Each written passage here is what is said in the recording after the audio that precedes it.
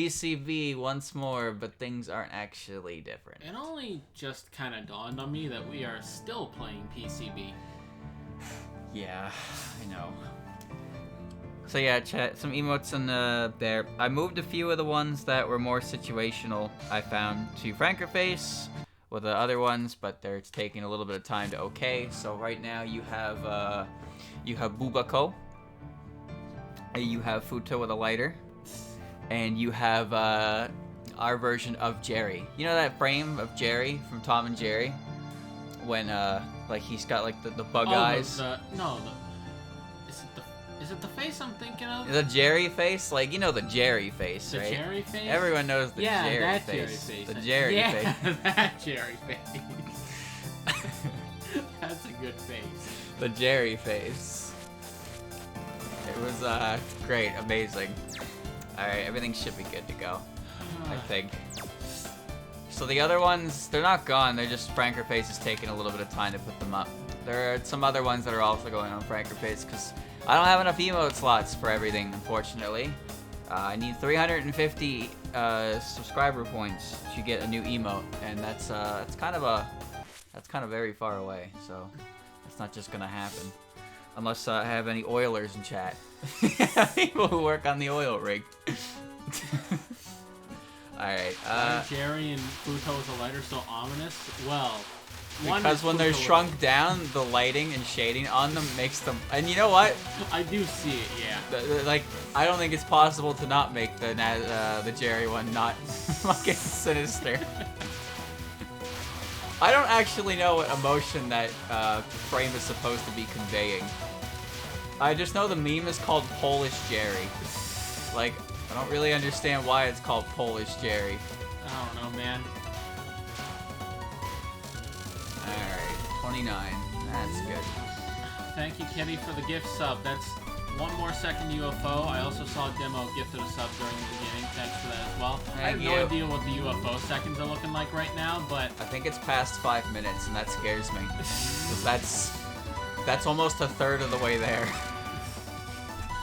Well, if the run is 30 minutes, we're at 6 roughly of the way there. Yeah. That's why I said we're almost a third of the way there, because thirds are easier to understand for monkey brains. 1/6. Well, a sixth would just be... A sixth would be half of a third. Yes. But yes. What's that shape with the 6 sides? A dice? No, the one that's like the circle, but not. Huh? Andrew, circles don't have sides. I know, but you know the I don't. Hexagon. Thank you. That's the one with the 6 sides. I couldn't remember. What the fuck? I wanted to say pentagon, but I was like, no, that's wrong. 5. I don't know how it's wrong, but I knew it was wrong. Oh, thank you, Lap, for gifting a sub. That's another second UFO. That's also, another one. That's also a hype train. Oh god. Try 6 minutes 42 seconds. Holy Jesus shit. Christ. All right. Well. Yeah, that's a hell of a way along the way, huh? We've summoned Yukari. No, we haven't. If I do, I'd only try to no-bomb Ron. I'm not touching the Phantasm. Actually, the Phantasm might be easier because of its consistency, but I still can't do things like timeout or the last spell, so... I have a feeling it was not easier if you just go into it blind. No. It'll go about as well as Ron, probably, before I will die a lot. And that is simply something I will have to accept.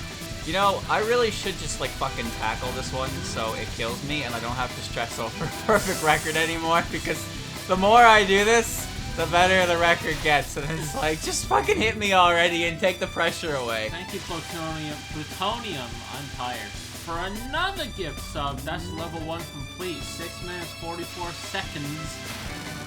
We're almost to that fat 7. Pain.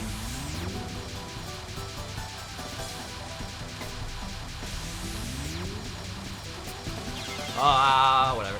Well, this one doesn't have a perfect record, so no pressure. Also, I tried to push the stick.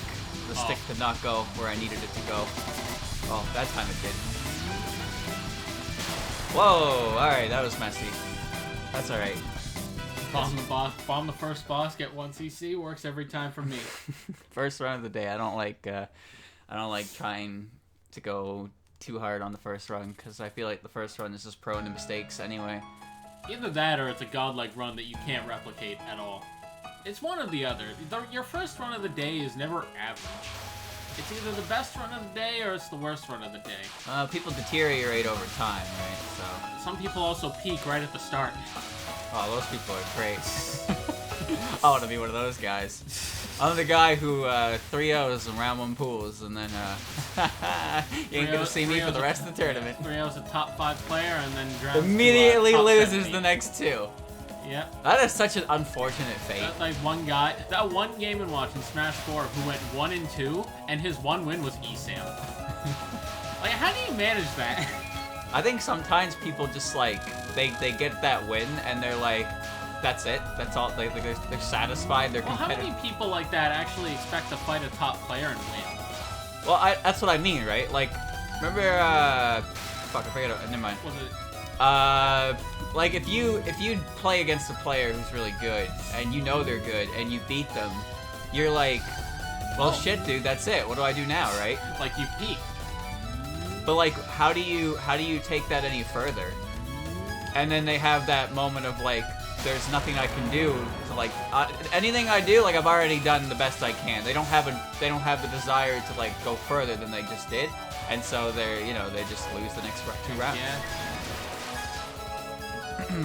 And it sucks the most when that happens because they just beat like really good players, and then they're so like, suddenly you have high hopes for them, and then they just don't deliver. And imagine being the guy who lost. Yeah. You're like, yeah, my tournament run just ended because I got majorly upset, and then the guy who beat me just immediately lost the next 2 rounds, and I was like, well, fuck, I'm glad I get to play the game some more.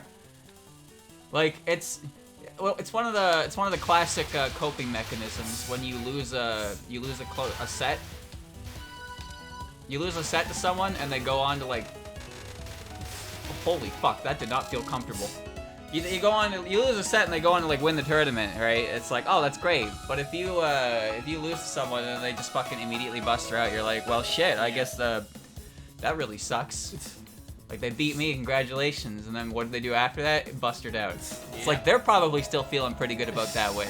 I mean, they got a pretty good win, all things considered. Yeah, but then you're the top player who's like, remember that top player who like fucking lost to this random player in round 1 pools, and then like, they still made it to top 16 loser side, and the guy who beat them drowned in pools. But we're not gonna worry about that part. We're gonna worry about the fact that I don't know how well lost. either of them actually ended up doing, but there was one Evo where one of the old school legends of Street Fighter, Alex Valle, went up in pools against last year's 2nd place and 2-0'd him in pools. Well, Alex Valle is, he may be retired, but he was, in his day. In his prime, he was one of the greats. He was the man, the myth, the legend. You ever see that emote of his face? I fucking love that emote. I don't know who owns that emote. I don't think It's just like his face. And I'll it's look like up Alex Valle emote, see if I can find it. Come on, Chen, you really hit me with your first attack. That feels really bad. I feel bad about this.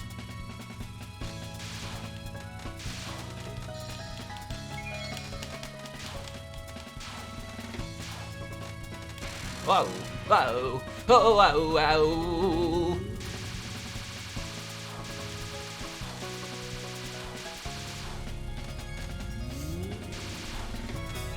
He's looking, Chad, he's looking.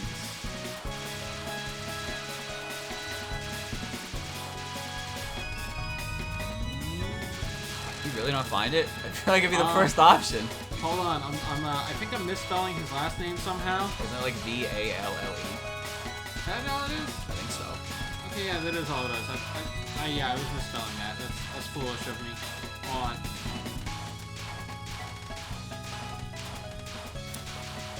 Wow, that was a nice pattern. Thank you, Chen. Is it this one? Yeah, that's the one. That's okay. the emote. That's such a good face, but like the emote is just, it crops around his face so you don't see the whole head. Oh. So it's like just a square face. It's so good. I love that emote. You see it at FGC tournaments all the time. Speaking of that, we haven't had a big like FGC tournament in a while, huh? No. I remember Unless last you year. count Wi-Fi. Last year I was excited to watch Evo. The year before that, Luke came over and we had pizza. We just watched fucking like 8 hours. We got up early at like 12, and then he came around when Tekken was on, and then he just stayed till like Street Fighter 5. Like watching Evo is so much fun. It is really fun. I can't watch Evo like Saturday consistently because there's so much. Yeah. But Evo Sunday, oh baby. Oh, top 8 Evo Sunday, all those top 8s. Oof. Like you feel it. Because you can watch all of it, right? You can watch all the games. Oh, go. Oh, you don't even get the star points. No! It's all gone wrong. Well, I'm gonna get hit. Yeah. Yeah, Squidward. Yeah, Squidward. None of them dropped Big P when I needed it most. Panicking. Through. God damn it. Whatever. Oh. I just need a refresher. I just need my refresher. Somebody get this old man his cane. Squidward. Like, there's too many games to watch on Saturday. Because there's, you know, some games end on Saturday, and some games continue to Sunday. Yeah. So sometimes you that can did remain consistent was that we never had both Smash games on Sunday, and they were always mad when theirs didn't make it. Yes. We don't need Evo. I can't believe Evo did this to us. Yeah, I still every fucking every time. Oh my god. I still remember the one tweet where one of them was like, okay, but why aren't both Smash games on Top 8 Sunday? And he got called out and was like, hey, why weren't you saying this last year? True. That's how it be every time. Anytime Melee is even like remotely talked about in a way that's like, maybe Evo doesn't need this. It's like, oh, no, we don't need you. I'll make like, my own tournament with blackjack and hookers. They fucking bender it every time. Yep. Although Evo does have the absolutely atrocious ruling of best of 3 until final. Yeah, I was gonna bring that up. It's amazing how magical Evo can manage to be, even though that part of their rules is so outdated it hurts. Well, it's probably because Smash is not a traditional fighter, right? So, well, it's for all games, not just Smash, right? Not some of them. I'm pretty sure Street Fighter V is best of 5 for Okay. all top 8. Even though all of those are built-in best of 3s as well.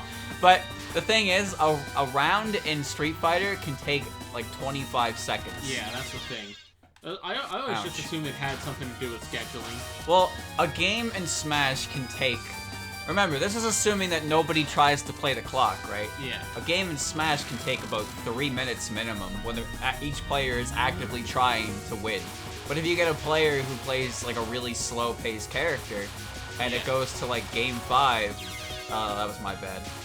It goes to game 5 and they play slow characters, then the set is like 35 minutes long, and Evo is running on the schedule. Yeah, my schedule does not accommodate for Puff vs. Icy. That's the thing, right? Like that set was pretty infamous because they thought it was a best of 5. Wobbles won game 3, and then someone had to go up and tell H-Box that it was over. No, let me finish. Let me finish. But like that, so like Wobbles wins game 3, and they're both like thinking, oh shit, all right, here comes game 4. No problem. All right, I can do this. And then one of the staff comes up and they're like, yeah, it's best of 3, and H-Box is just like, what the fuck? It's like, well, you were playing Ice Climbers versus Jigglypuff, and if this matchup actually goes to game 5, the way both of these players play, they would have to either start something really fast, which is just like not fair to the other competitors, or like you know, just like you can't like accommodate everything. Someone has to eat shit, and Smash is unfortunately the game that usually has to eat shit because again, it's slow.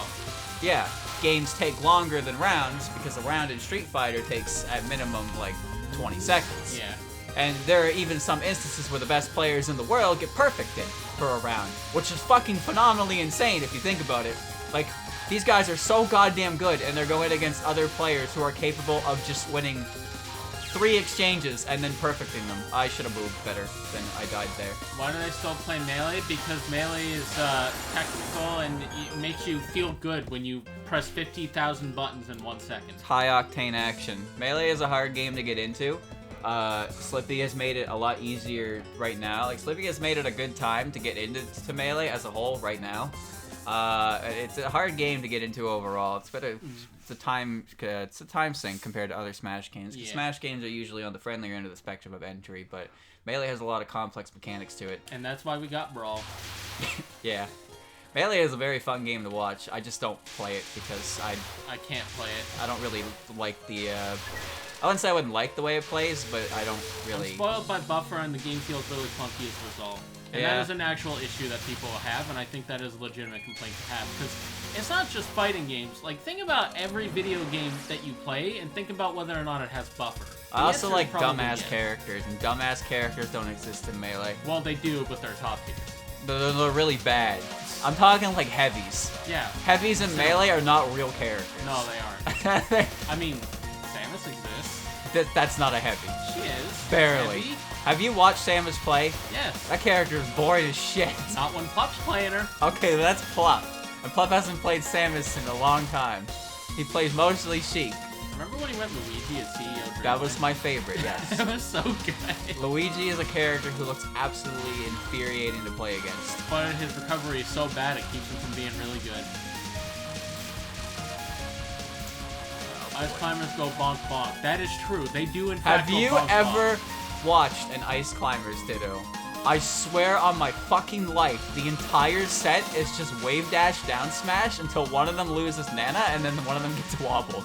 You know what? I don't think I've ever actually watched an Ice Climbers Ditto before. There was one, I think it was Gommel. I know I watched it live, so I'm pretty sure it was Gommel.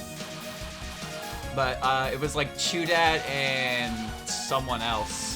I don't know who else it was, but there was an Ice Climbers Ditto at like top 8. And usually only one Ice Climbers gets to the top 8, and then they're in loser's side and they tend to lose immediately. And then people are like, see guys, wobbling isn't bad. Like, wobbling should be allowed. It only allowed an Ice Climbers player to get top 8 loser's side. And beat another player before them with 4 grabs minimum. Like, alright. Pretty sure wobbling is basically like extensively banned at this point. I think it's pretty widely banned at this point.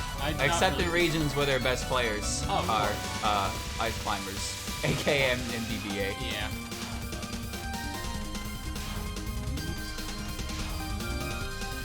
I remember once seeing a clip of using Mario's thumbs up pump to shift their hitbox and dodge an attack. Those are my favorite. Hurtbox shifting.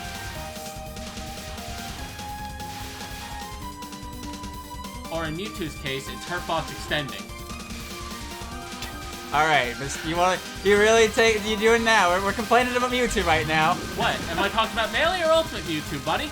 All of them. Yes. Actually, I guess Ultimate Mewtwo's a lot worse for it, huh? Pretty bad. I mean, they're both equally terrible, but...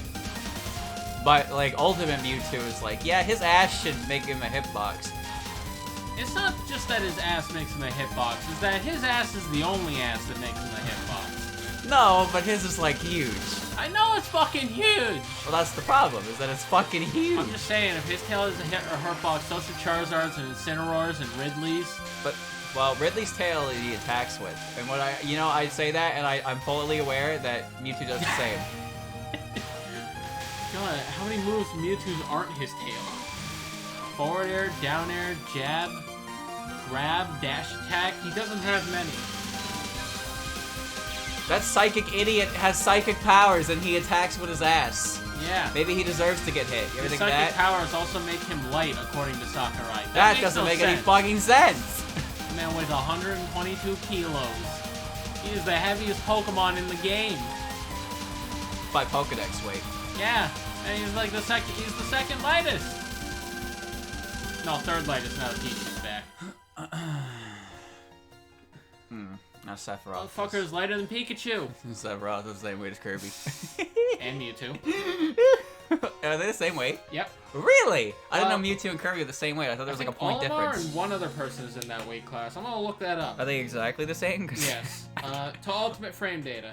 Isn't it funny to think how when something kills Kirby, you can now say, yeah, that would kill Sephiroth too. Yeah, that would kill It might even kill him earlier because he's so tall his Hurtbox will shift into the black zone.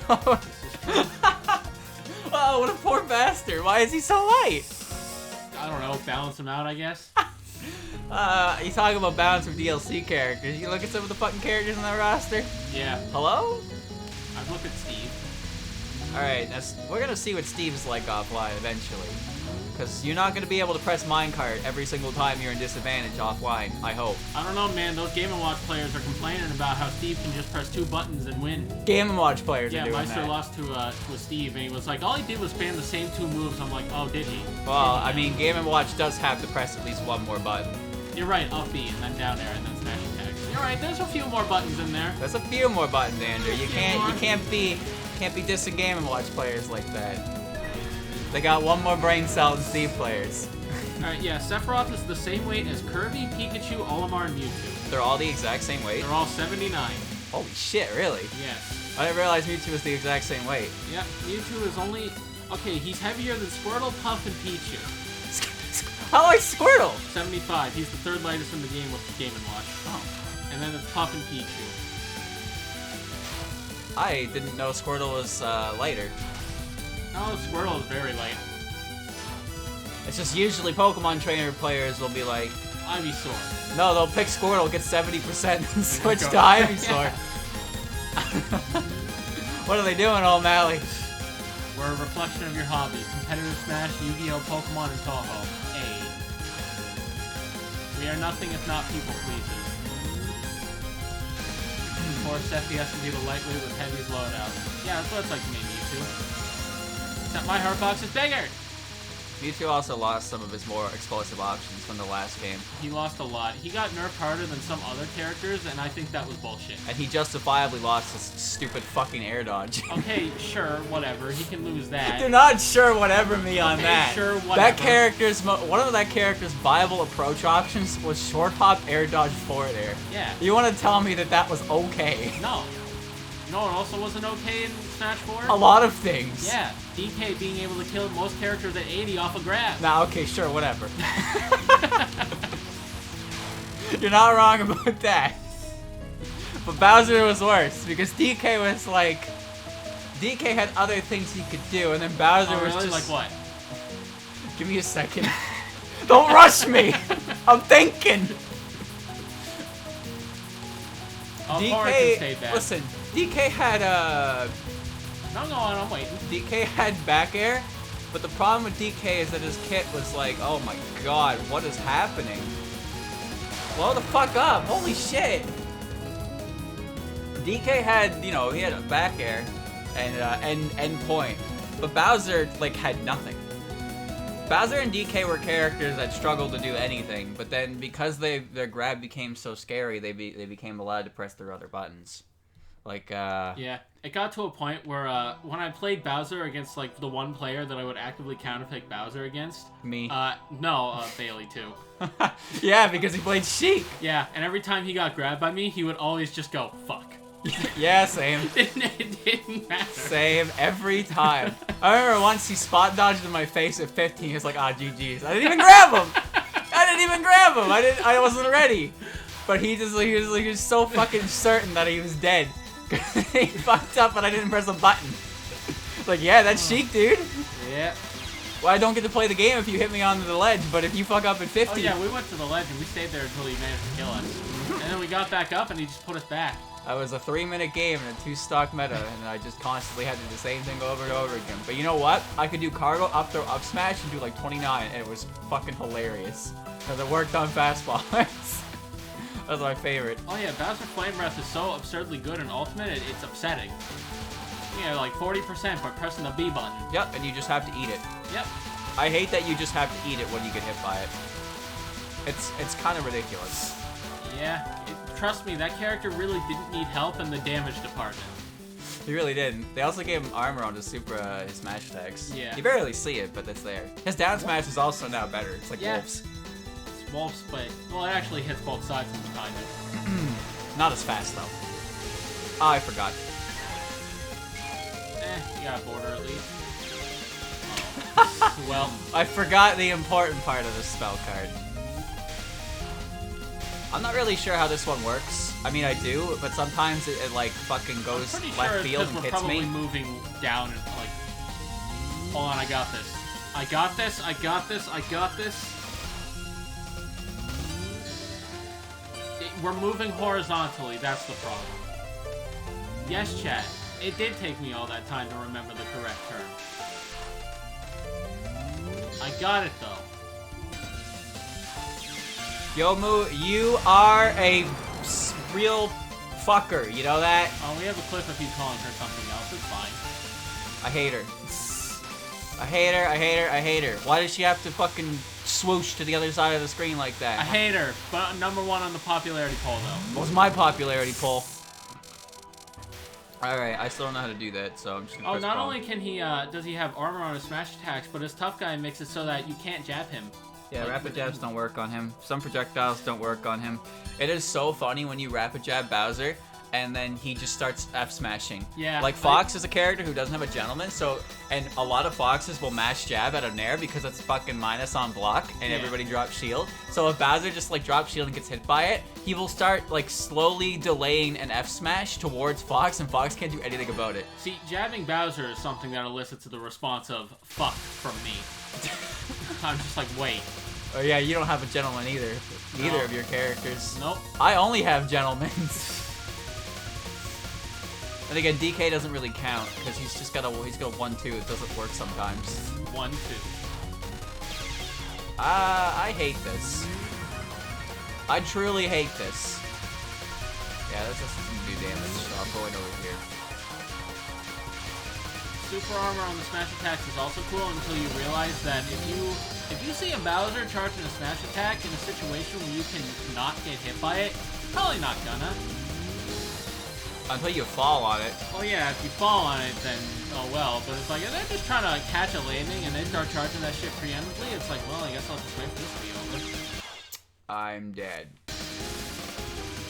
I'm starting to think just staying on one side is better for me because I cannot reasonably move where I need to for that spell card. Yeah, every now and then I rewatch footage of Smash 4 Bayonetta and remind myself. Why are you doing that? Well, I'm not doing it intentionally, mind you. Sometimes it just sometimes it just happens, and I think to myself, Please damn. stop doing that. You are just going to make yourself angry for no reason. Well, yes, I did. That Bayonetta mashed up the Mewtwo of 50 and he died for it. Yeah, and Sinji lost a game at 9% to fucking up throw. Yep. Like, there are plenty things to be angry about. You don't need to make them that. You don't need to remind yourself of that time in history. Have you thought about dodging the almost current nonce, though I think it'd be better than your current strat? I am trying my best, but at the same time, I forgot how to misdirect it, and then I just goofed it.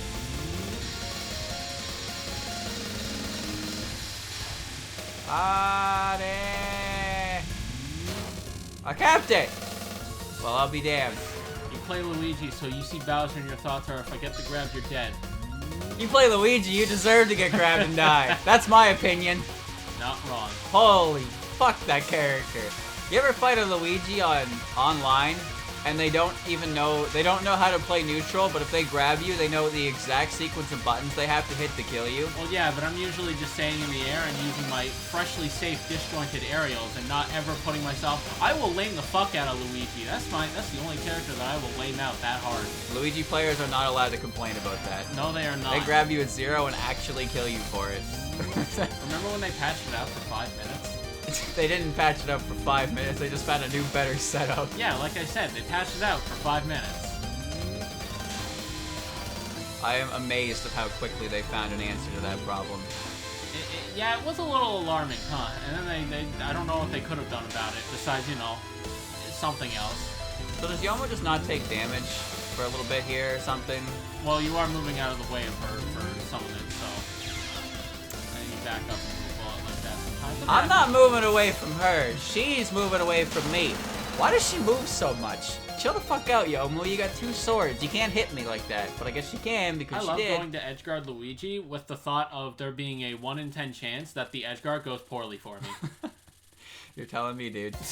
It might work. Every single time they do a shitty side B, it's a misfire. Yep. They fucking know. They have to know. Yeah.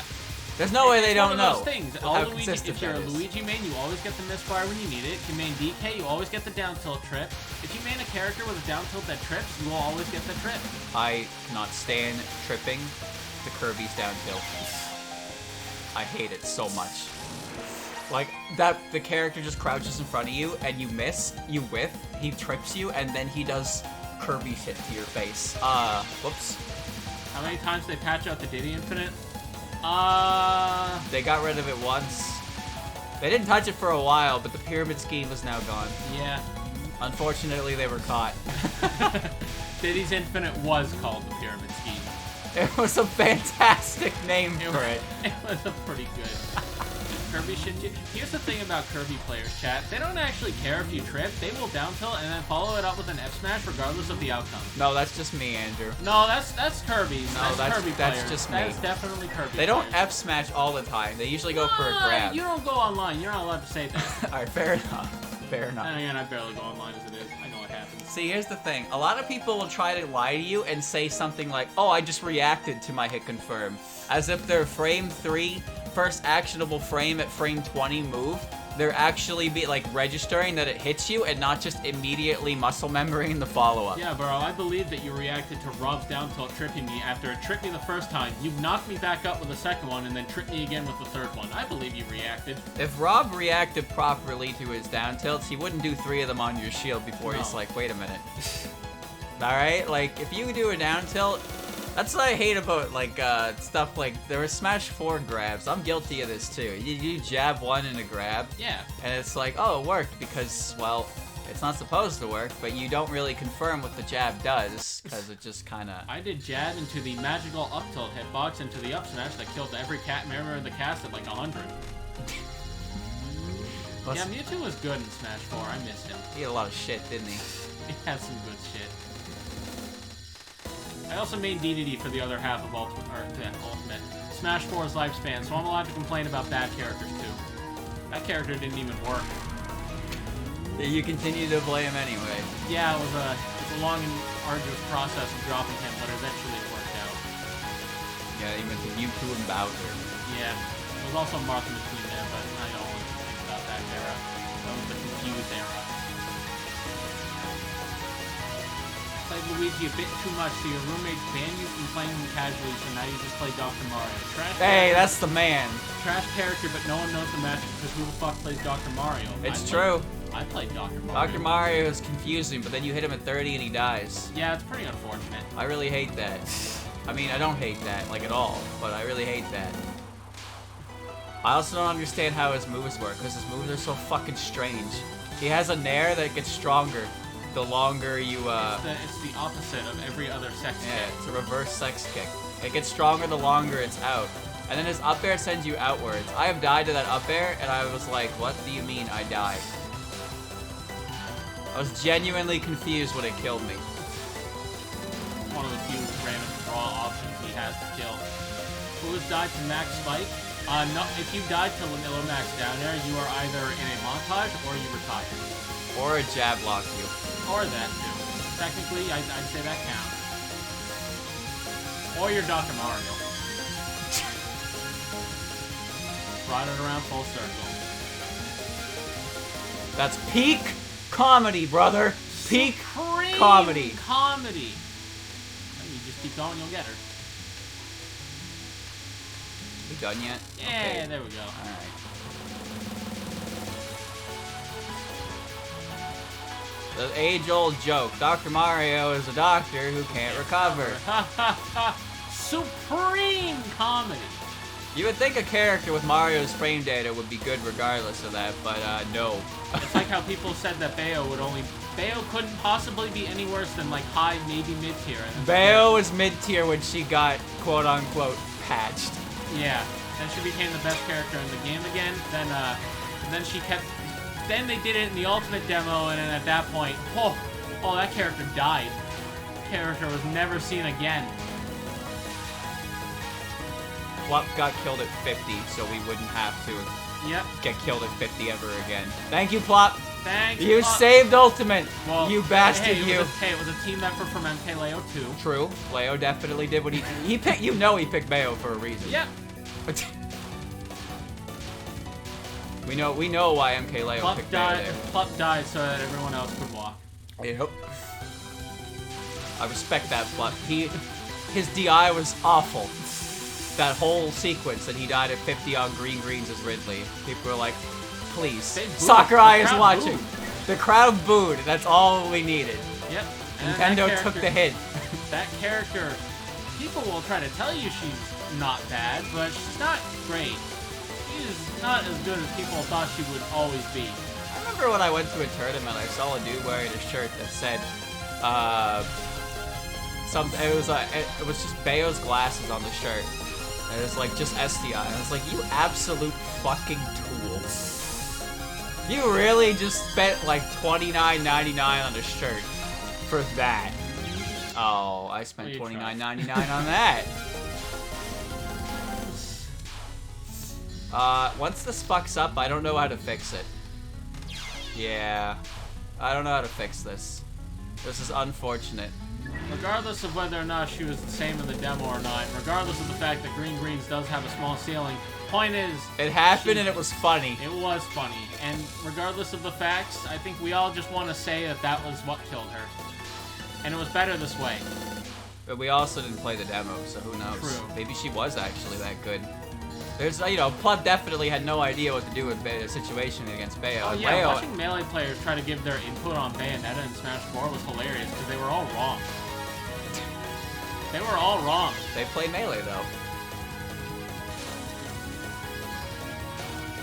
Bayonetta was not a Smash character in Smash 4. She was a Marvel character. No, she was a Platinum Games character. That's a better comparison, actually, yes. That's why people are afraid of Dante getting into Smash. She really did play her own game. Yeah.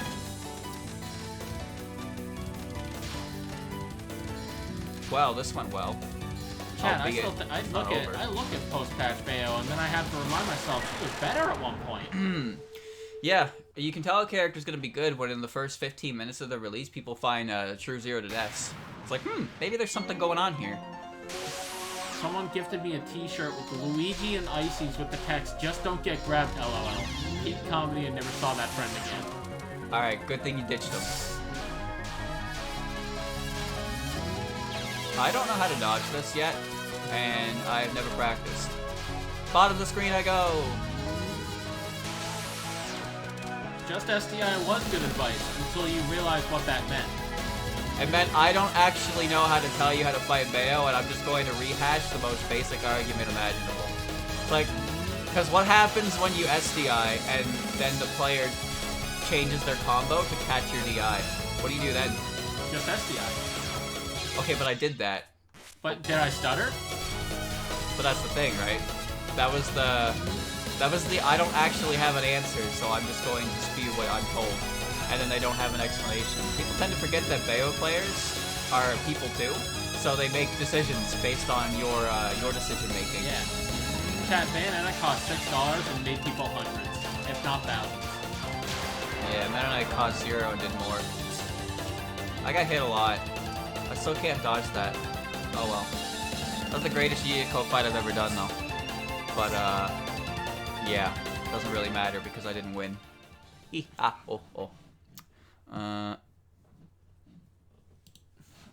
It's a lazy, like... It's a lazy excuse. It's like, how do I beat this character? Not like I wouldn't say it's an excuse, but it's more like if how do I deal with this? Just don't get hit.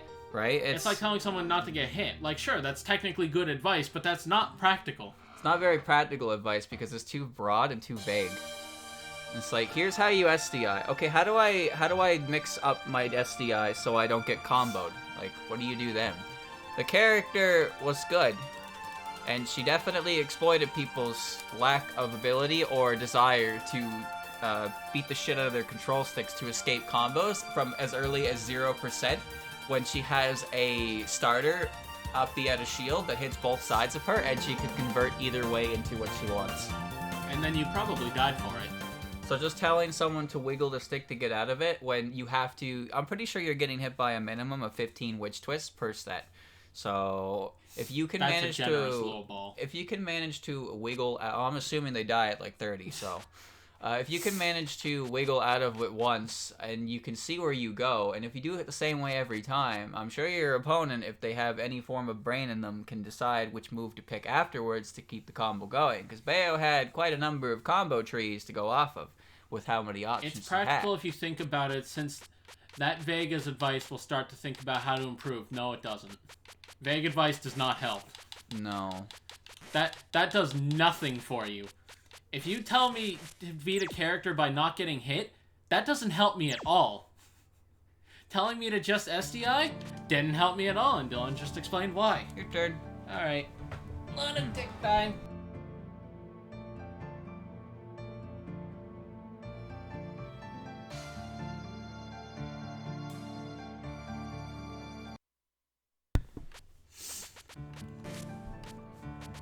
A vague answer is not helpful.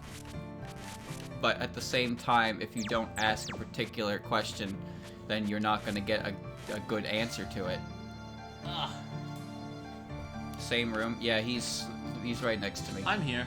He's not on voice. No. Someone thought that earlier. I thought that was funny. That was the last stream, I think. And no one's ever asked that before. I just kind of funny. Yeah. I was like, huh, yeah. I just kind of assume that. I mean, it's fair to assume that considering the times. But no, he is my brother and he is right next to me. So we are in the same room. Trust me.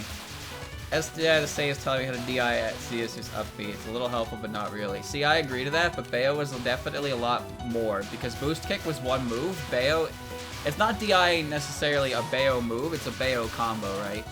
I don't even know if I DI the boost kick correctly myself. But like, if they tell you a direction to DI, that's fine because that's optimal survival DI.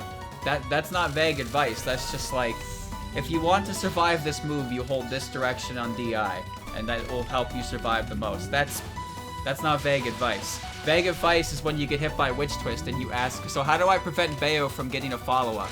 And you say just SDI. Bayo can still get a follow-up. Yeah, that does nothing for me, bro. Bayo can't get an easy follow-up, mind you, if you SDI, but Bayo can still follow up. So the question is, how do you constantly, like, how do you go about your SDI to avoid situations where you die? But the thing is, people tend to forget that Bayonetta is more to her kit than just that option. So what do you so what happens when I SDI Witch Twist and she witch times my jab at 20? Should I SDI that? See, there's a few other extra things. If Bayonetta's only character trait was her ability to roof you at 50, well, she would still be a really good character, but her options like Bat Within and Witch Time are pretty good. You could jab a Witch Time and you would have 3 seconds of slowdown, and then you would get fully charged F Smashed. They made Witch Time a lot more bearable in Ultimate. Yeah. I think Witch Time is perfectly okay in Ultimate because it slows you down. I believe it's based on the duration. Based on your percent. Percent, and isn't it based on strength of the move as well? I don't know if it is like that at all. I think it should be like that, but I don't know if it actually is. Because like if I get Witch Timed at 80, I'm getting smash attacked, and you know what? That's you won't even die in Ultimate. You either won't die or that's like acceptable for like a counter. To kill you yeah, there are worse counters than that. I've died to Makara Karn and Tetra Karn at like 40, so Witch Time is nothing to me anymore.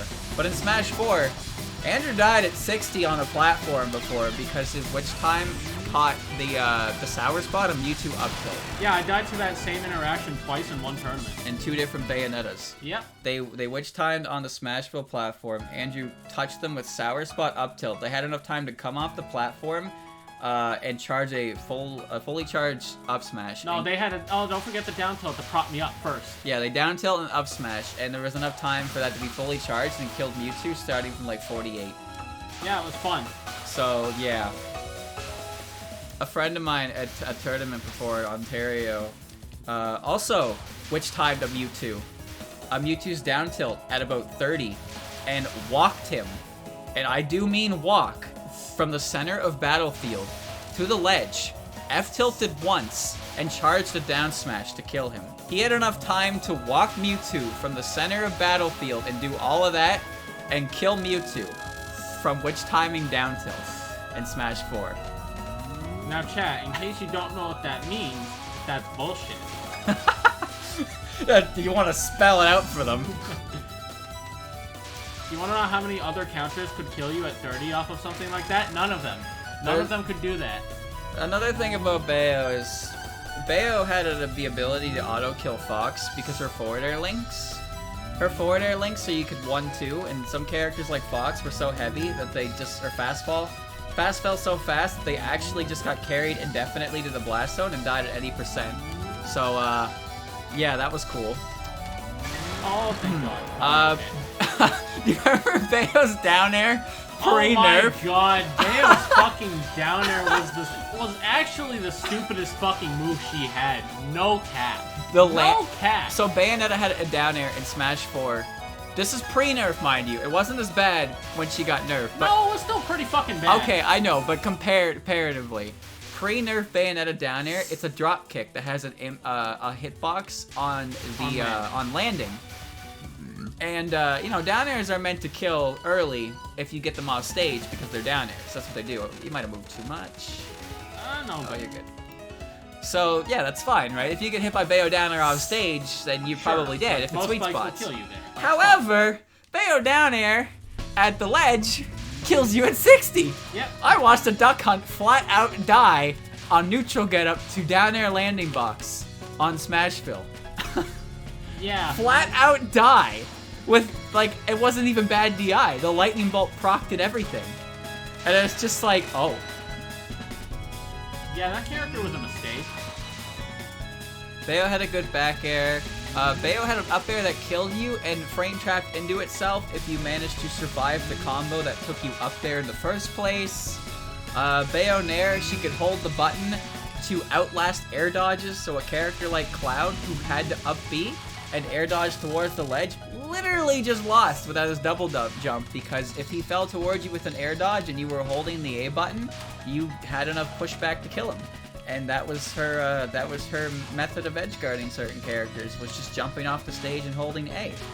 And then when it comes to recovery, good characters in Smash 4 had great recoveries, don't get me wrong. Barring Cloud. Cloud's recovery was the most suspect, but he was clearly good enough even with that to maintain an incredible presence in the meta. Yeah. However, Bayonetta was a character whose hitboxes were so goddamn large that oftentimes when she actually when she was in disadvantage recovering to the ledge, she could convert it to a kill.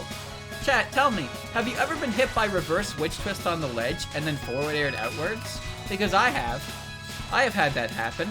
It was not a good feeling, because witch twist snapped ledge, but also clipped over the ledge super well, and if Bayonetta was feeling frisky, she could convert it to a kill.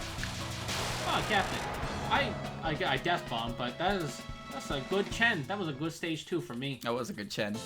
Bayonetta is the people's choice character, correct? Yeah. Thanks, guys. Thanks, Europe. Bayonetta is... she's still obnoxious, mind you, in Ultimate, but I think she's not as annoying. The game looked really crusty. No, see, that's what I'm talking about when I have frame drops, but it doesn't say I have frame drops. I looked on the recording, I didn't see it. I looked over at your screen and I saw it. Okay. It's not showing up on recording. I don't know what it is. The crust. Smash Ultimate Bayo makes more sense. Smash Ultimate Bayo can only kill you with smash attacks and back air. Her up air basically sends you... They don't kill at 300%. Bayo's up air, yeah, her up air basically sends you sideways. Her forward air kills you off the top more often than not. She can no longer snap the ledge with her options, and which time is, which time is... more reasonable. Yeah. So. But the Bayo players weren't happy about that. Oh, what Bayo players? They're all gone. She got hard nerfed. There is some Bayos. Well, not anymore. Who cares about them? But Bayo players, there are definitely some Bayo players that were like, yeah, you ruined the character because you guys complained. It's like, alright.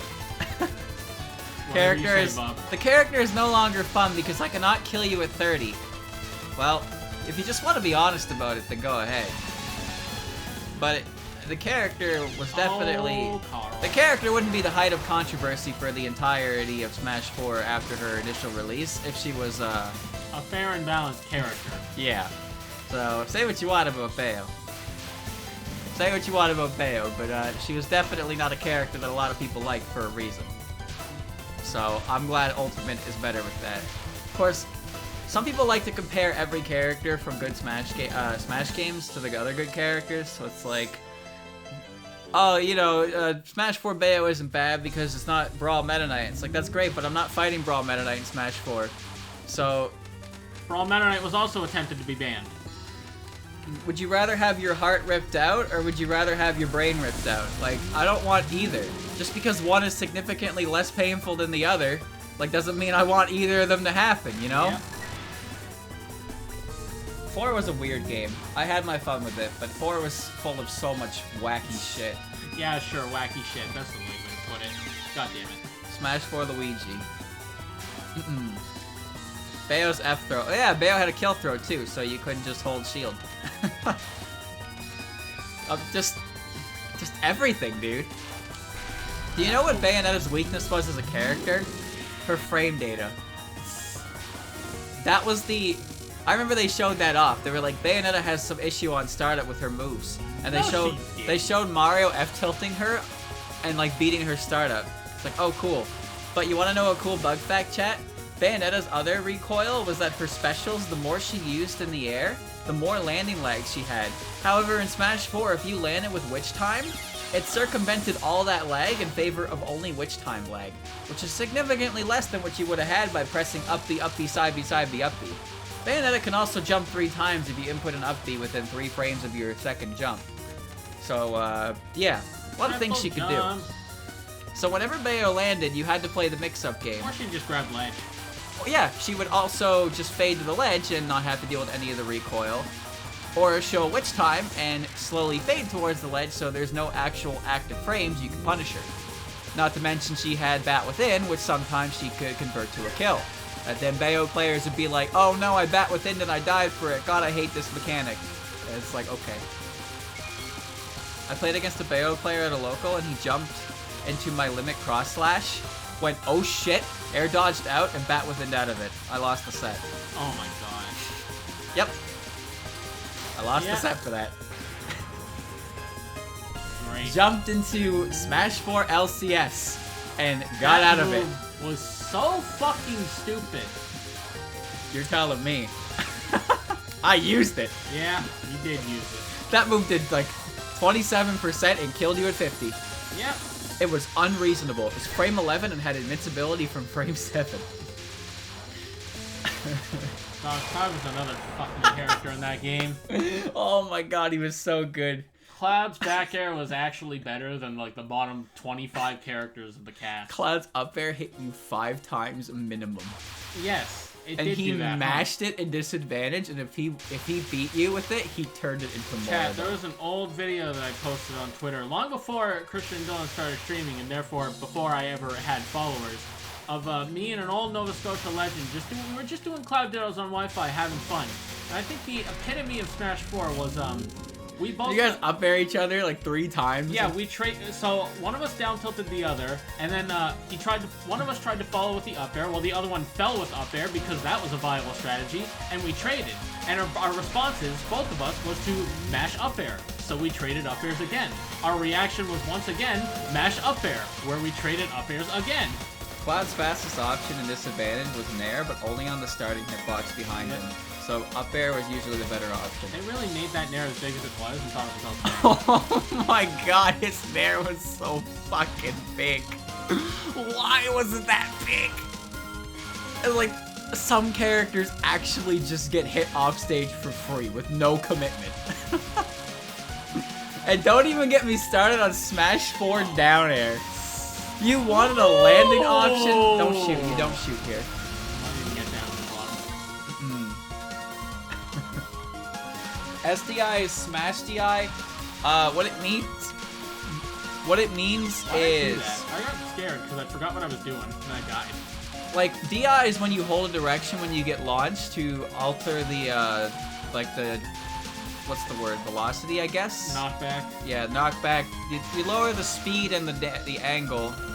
Smash DI is when you hit the stick, so you shift your character roll model. your stick in a direction to try and shift your where you are. And in multi-hit moves, you can constantly like move yourself. It used to be a lot stronger in Brawl. I'm not joking. Look up Smash DI in Brawl on a video. Multi-hits in Brawl did not work. You could actually SDI behind Pikachu if he forward aired, with how much SDI how much SDI mattered in that game. Like, Pikachu could not actually hit you with a down smash because you could just SDI up and fall out of it every time. Pikachu could not forward air you because you could always get behind him. Like, it was insanity.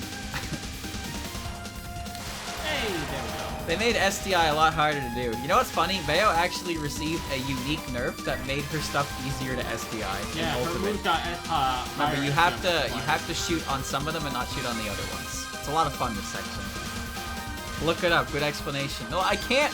No, I explained it, but what I'm telling you is that in Brawl, it was a lot more significant, and you need to, like, actually look at it to understand it.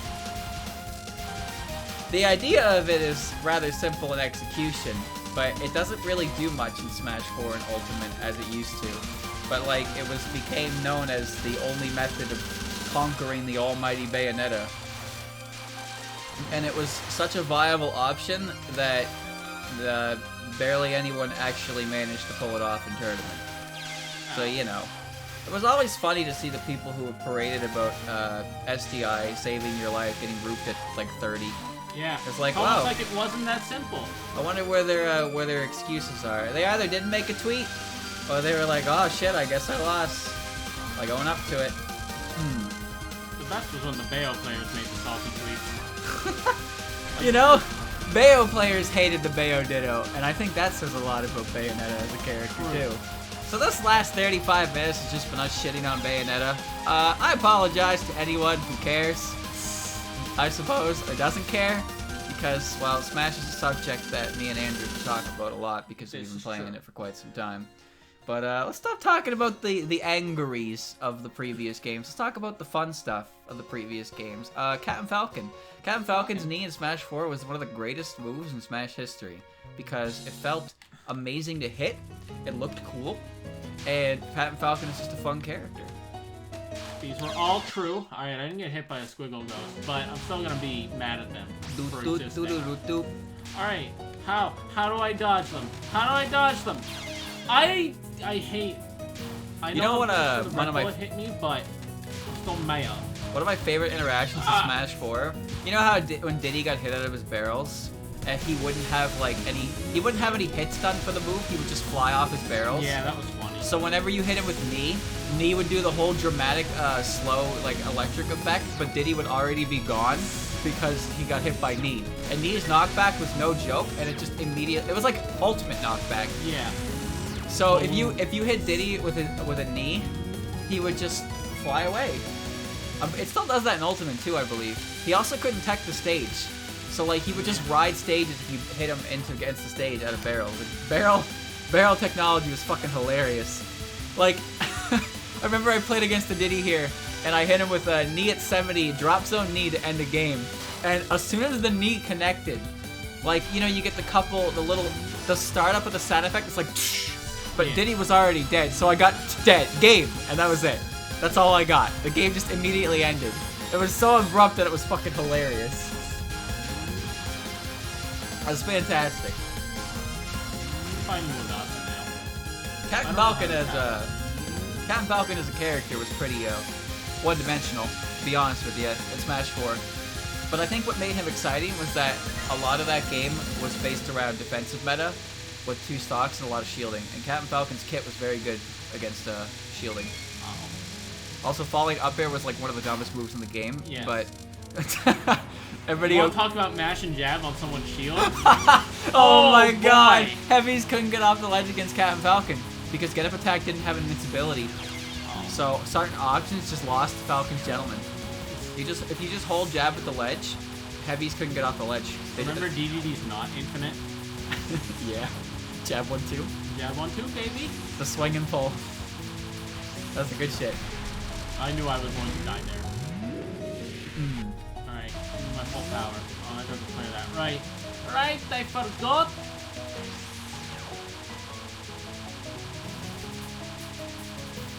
Smash 4 was regarded as being better balanced in terms of Smash games because of the viability of most of the cast. And to be fair, some characters were definitely more viable than others. But Ultimate kind of does the same, where there isn't really any character that... I mean, there are the good and the bad characters, but they've all got something to them. Yeah, but like, none of them are as unviable as a Melee low tier.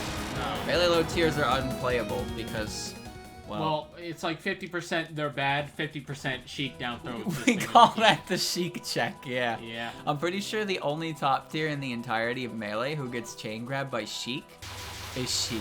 Yeah, it's to a point where some top players, when they do Sheik Dittos, will gentlemen to not do that.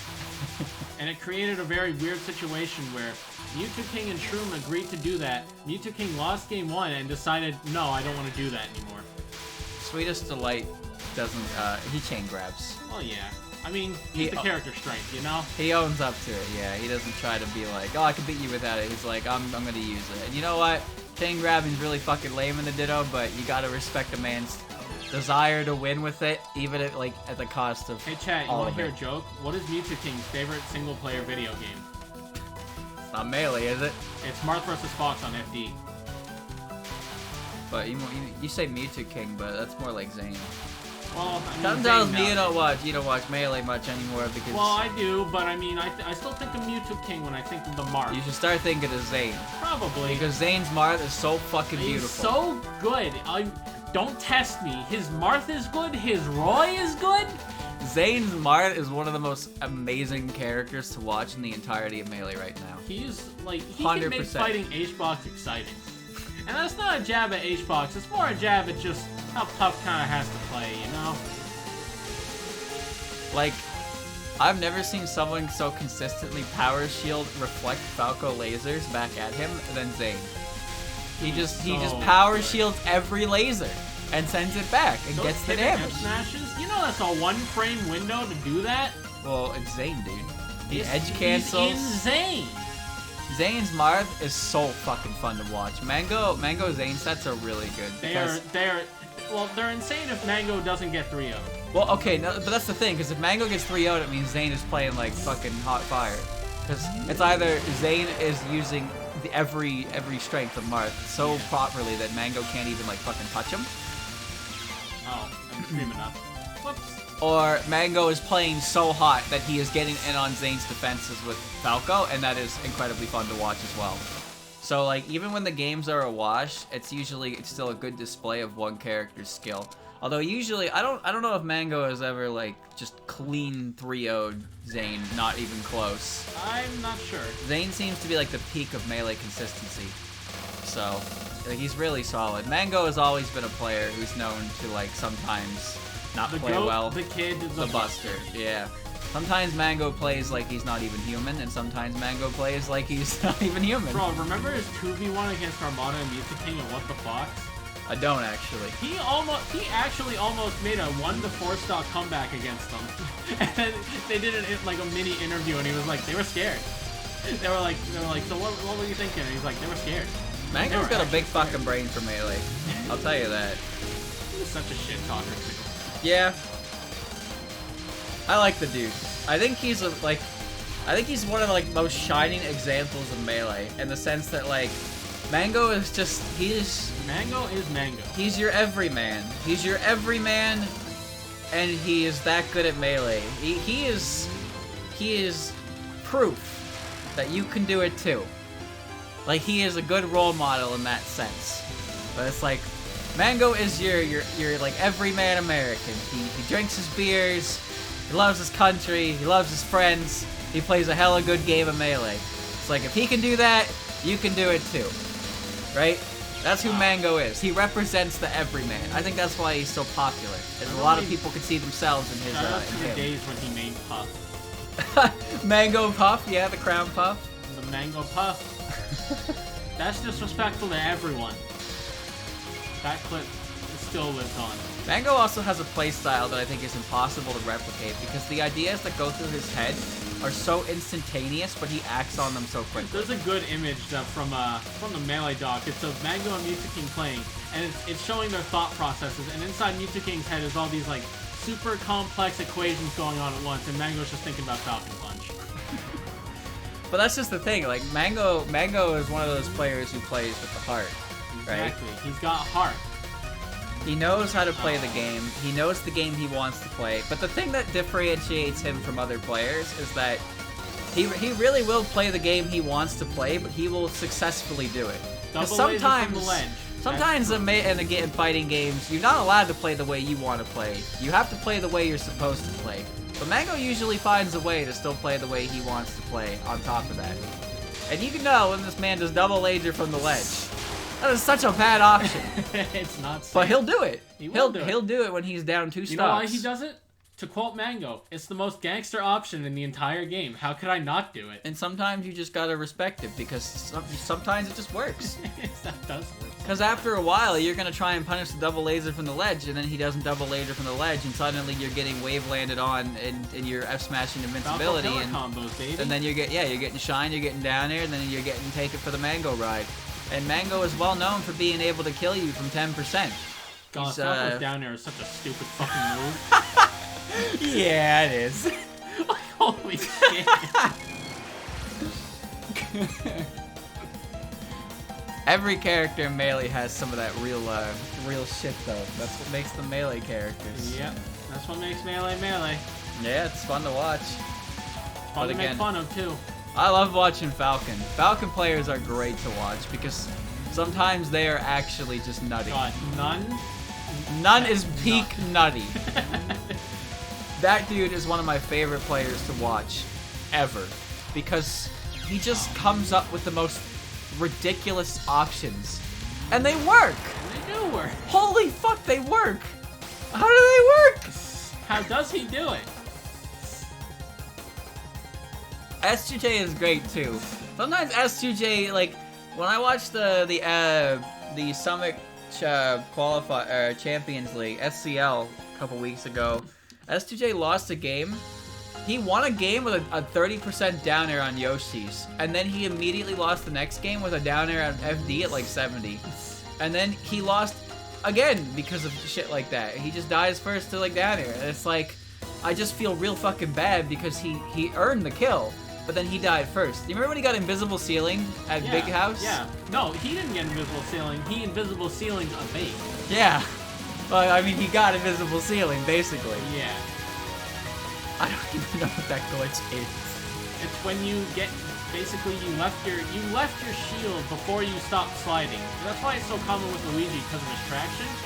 He got out of his shield before he was done sliding from like the initial knee or whatever. And so when he got hit again, he didn't go anywhere. And then SUJ just fell like a ton of bricks. Yeah.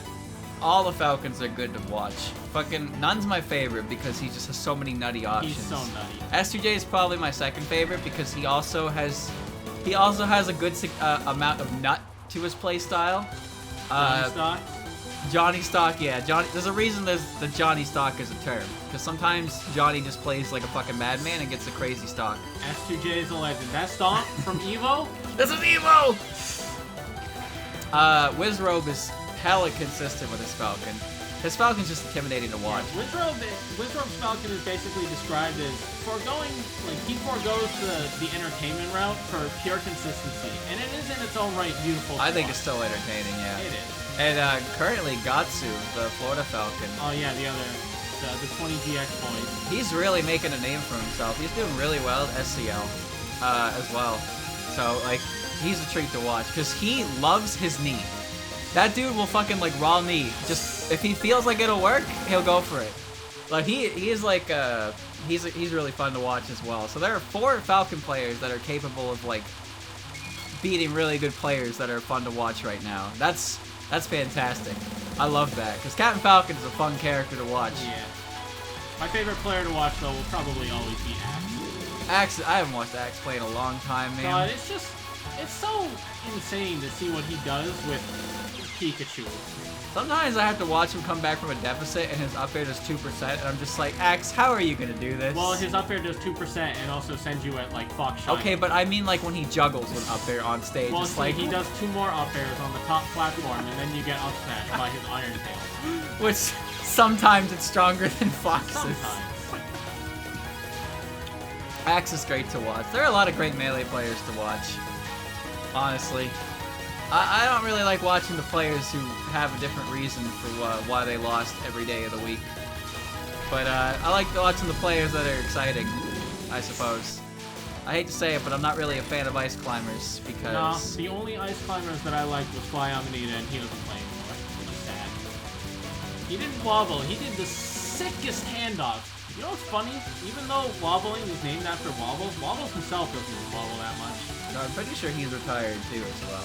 Probably. I think he's more of a commentator nowadays. Yeah, I like his commentary.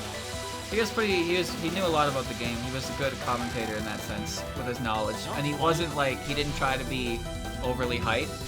And I like when commentators have a good balance of excitement and like information. That's why Scar and Toph yeah. are the best commentary duo. You got Scar the hype man and Toph the brain. Both of them both know what they're talking about, but Toph is a very like data research eccentric kind of guy. But Toph is capable of getting excited, but when Bobby Scar raises his voice, Bobby Scar, you fucking feel it. Like, you can't just call him Scar. You gotta call him Bobby Scar. Well, he only has one of the sickest names in like American history. Yeah. I'm sorry, but Bobby is a sick name, and Scar is a last name. Like, come on, you can't tell me that's not a sick name. You know he got 5th at Genesis? Did he? Yeah, he got 5th at Genesis. That's Bobby Scar. Yeah, that's Bobby Scar. Hope will try to tell you he got 6, but no, Bobby Scar got 5th at Genesis 1.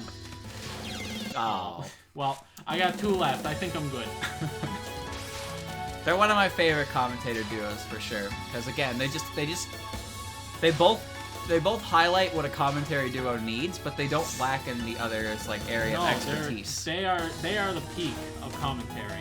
That's what I like about them. Also, Tom apparently likes Touhou. Yeah. So that was neat to find out.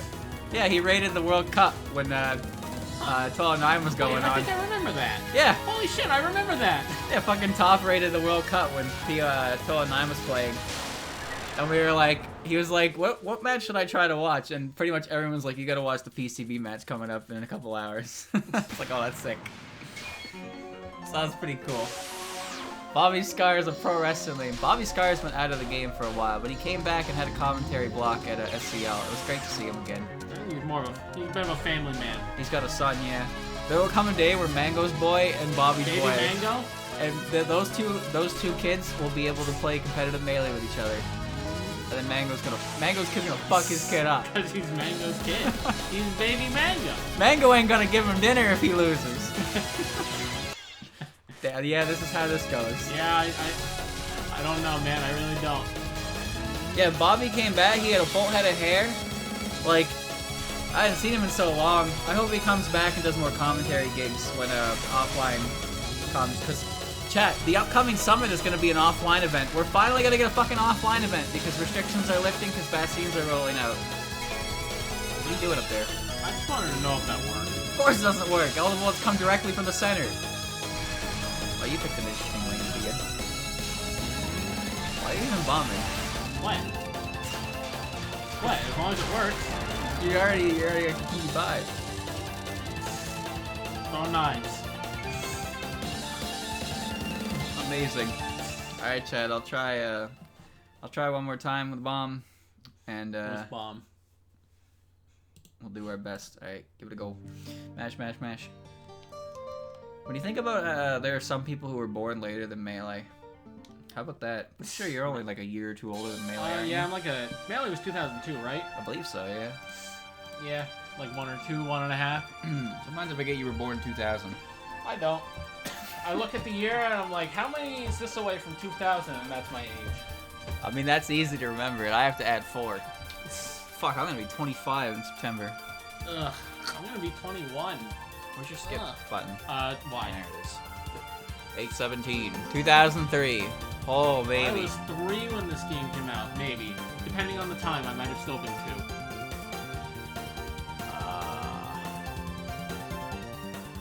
Touhou is older than you. Yep. Oh, you need a name. Oh, yeah, right. I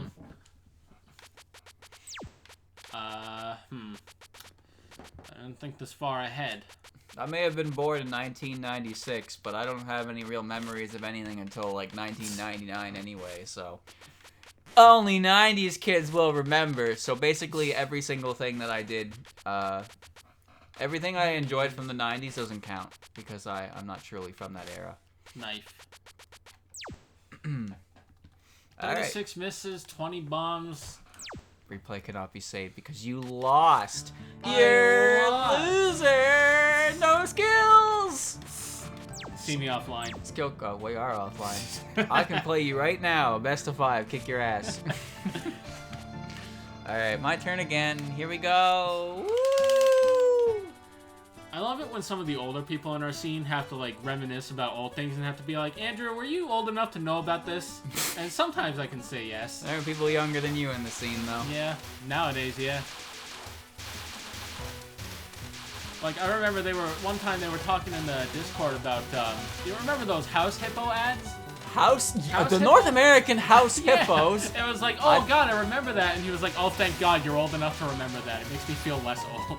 See, the thing is, I talked about that with Chad a few times, and how I thought that PSA was real, and a lot of people also thought that PSA was real, because it was genuinely unclear in the message. The entire message of that PSA was that you shouldn't always believe what you see on TV. The problem was that a lot of people believed it. They had successfully failed their mission entirely with that one. The North American house hippo. It likes the crumbs on peanut butter and toast. I remember the peanut butter eating hippo. I never had peanut butter on toast, so I never got to see a house hippo. I was pretty devastated. They lived... I don't think they lived in Nova Scotia, though. Yeah, that was unfortunate. Like, I always assumed the follow-up bit that was like, that could really be real. But you knew it couldn't be true, couldn't you? I thought that was a different advert at that point. I was like, what do you mean? What do you mean the house hippos aren't real? You telling me they ain't real? I like how the start of that is like, it could have been real, but there's no way you thought it was. And I'm just like fucking sideways glazed monkey. Like, yes, no, not me. I didn't. Tears streaming down your face. Like, yeah, no, I didn't think it was real. The I'm fucking not hurt. put on your emotions mask. House hippos aren't real. I knew all along. Not crying. There was also that advert where the TV is talking about how great TV is, and he's like, remember the song, you gotta balance food and activity? Work it together. Body Electricity. Yeah, it said if you just sit, you'll turn to goo, and I was like, yo! That will be goo. If you sit and sit, you'll turn to goo. I didn't turn to goo, though. Nah, I'm not goo. Some PSAs on television were different. Yeah. I mean, you guys in Europe probably had weird shit on your TV as well. I just assume that everything on TV in Canada is on TV everywhere, but it's not usually the case. Thank you, Flash, for the sub. Like when I mentioned fucking Nanoland, and then like nobody knew what it was. I didn't know what that was. I was like, what the fuck do you mean you don't know Peepo and Russer and all that shit? And the picture of Nanoland with the Infinity Gauntlet, like. I don't understand how you people don't know what this is, but then I realized that it's just my weird ass Canadian television. Every time we talk about cartoons, it makes me think about all the times we talk about cartoons with fucked up endings. Yeah, welcome to Canadian television, I suppose. We had some weird shit, that's for sure. Talked about that a lot. Yeah. Chat, I've talked about this in chat, but I think I probably brought it up on stream a few times, but I think one of the most fucked up endings I've heard for a show was, there was a show, it was on Nickelodeon called Angry Beavers. It was about two beaver brothers, and they get into antics, because, you know, it was a children's show. And basically, before they knew whether or not they were going to be renewed for another season, they made like a series finale that involved the brothers basically figuring out that they were in a TV show, that they were going to be canceled, and basically having an existential crisis about the fact that they were dying.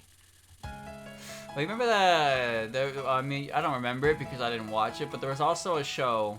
It was like a family sitcom with... Dinosaurs? Yeah, that's the one. Yeah, Dinosaurs. That one was fucked up. I know about that one. That one was really fucked up, because it was like a family comedy, and the last episode was they made the Ice Age and died. Yeah, preparing for the Ice Age, and how it's like, oh, we'll be fine. The baby's just like, but we'll be alright. It's like, but when will it be over? And the dad's just kind of be like, well, that's the thing. It's not gonna be over. Like, how do you... God, living to the final moments of that, it's like, nah, I'm good.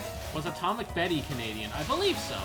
I know what you're talking about, and I think so because it was just the right amount of weird. Yeah. Probably it sucked. Hey, that's slander. I can't even say you're wrong. My child self was entertained enough by it when it was Atomic Betty gonna rock your world! My child self is entertained because my child self is not a critic. That said, I like Jacob Tutu. That show was fucking weird. Remember holy.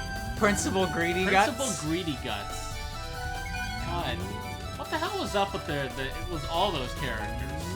What was up with any of them? Well, Jacob Tutu had, like, he liked repeating himself. I remember that. Yeah. That's why his name was Jacob Tutu. I remember the episode where the hockey player shows up and he freezes in a block of ice, and then Jacob's dad jokes about him washing ashore a different province, and then at the end he says Toronto, and the hockey player's like, no! It's like, oh shit, alright, Toronto Maple Leafs, I guess, weren't really doing it for anyone there back in the day, huh?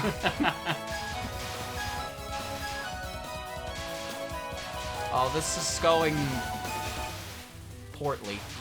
Well, at least I didn't get hit by Chen's spell card, but I did get hit by the non.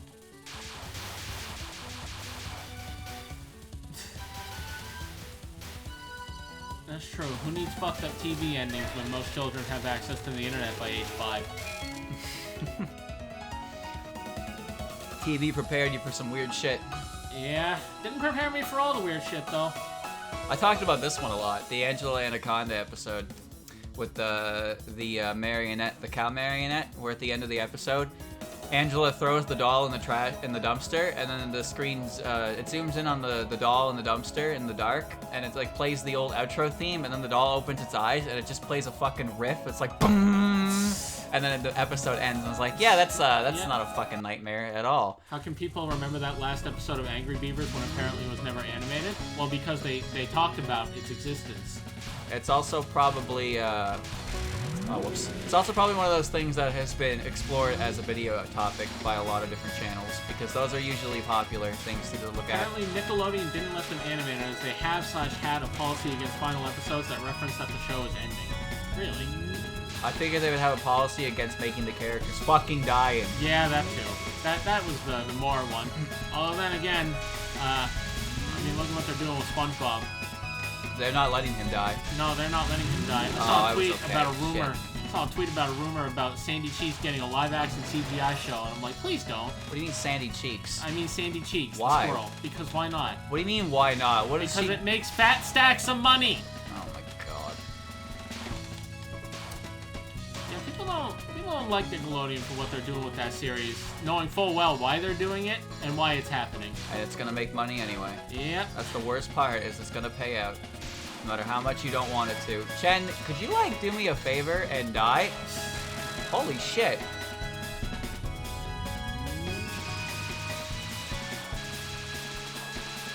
Am I really gonna defile this grave for money? Of course I am! That's unbelievable, they really did that. Yeah. It's just scummy. There's no other word to describe it but scummy. It feels really bad. It does. And that's why most adults who know better are not going to support it. But unfortunately, kids aren't really thinking about that. And parents may not be thinking of that. Parents that don't care. Parents that don't care. Parents that, yeah, well, no, that's about it. Just parents that don't care. I was okay there, but I was worried. Yeah, Steven Hillenburg passed away like 2 years ago, I think, at this point. Maybe 3. I don't know how long it's been. A couple years now, yeah. And as soon as he did, Nickelodeon started doing things with SpongeBob that Steven Hillenburg adamantly refused to let them do. And so people were understandably not pleased with that company's decisions. Yeah, because they shit on a dead man's will. Yep. And they're profiting for it. That's the kid-friendly studio. It's like Disney is the most magical place on earth. Yep. Disney shaped our modern copyright policies and managed to extend their copyright to fucking like centuries. But you know, they're the family friendly. They're the happiest place on earth. The fact that some people actually regard Disney as caring to like part of the family is hilarious with how fucking corporate evil they are. Yep. All right, well I have no bombs. All right, but enough about corporate greed. Oh, I am cunt. Whatever. I mean, you're alive. Dylan, okay, I was going to talk about this more in an Isaac stream, but I did a run with Samson where I found Holy Mantle in an Andrew room, and even though every time, when I got hit with Holy Mantle, even though I took nothing, I was just like, God fucking damn it. Getting hit in general would piss off. Because I feel like I shouldn't be, and it just made me think about how if I didn't have this, I would not be in this run. Well, when you get hit with Lost with Mantle, I usually just shit myself. Well, yeah, you die. You die in the next hit. Yeah, well, regular Lost has Mantle. Has the item, not just the Holy card. Holy card makes me shit myself, but, like, I did regular Lost runs outside of co-op. I've done everything except Mother for that character, which is pretty fucking annoying.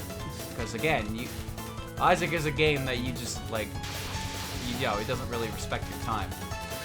I actually saw that in a chat. They said, like, here's a hot take. Our key holders are justified because Isaac does not respect your time. And I was like, is that a hot take? Is that? I don't think so. I don't see that as a hot take at all because the game definitely doesn't respect your time.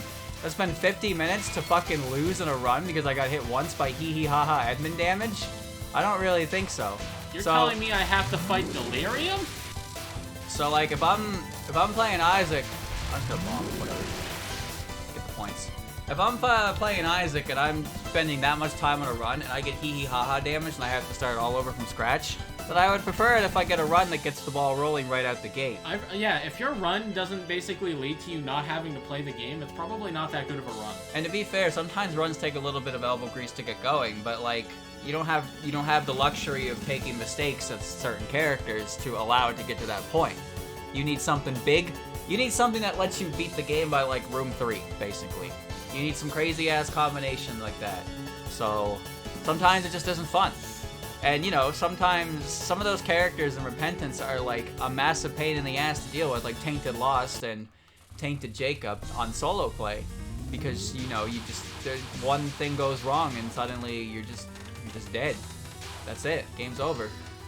But the thing is that some of the people who are doing that are also streaming it.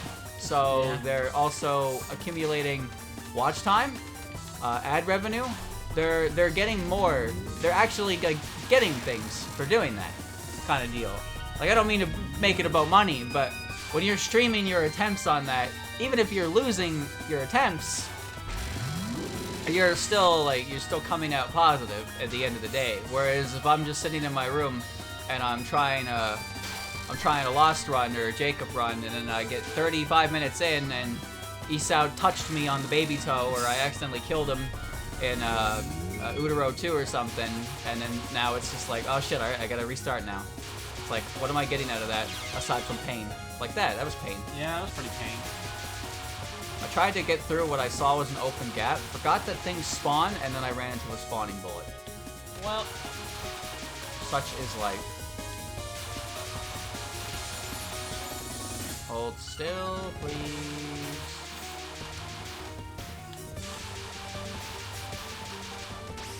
Where did that come from?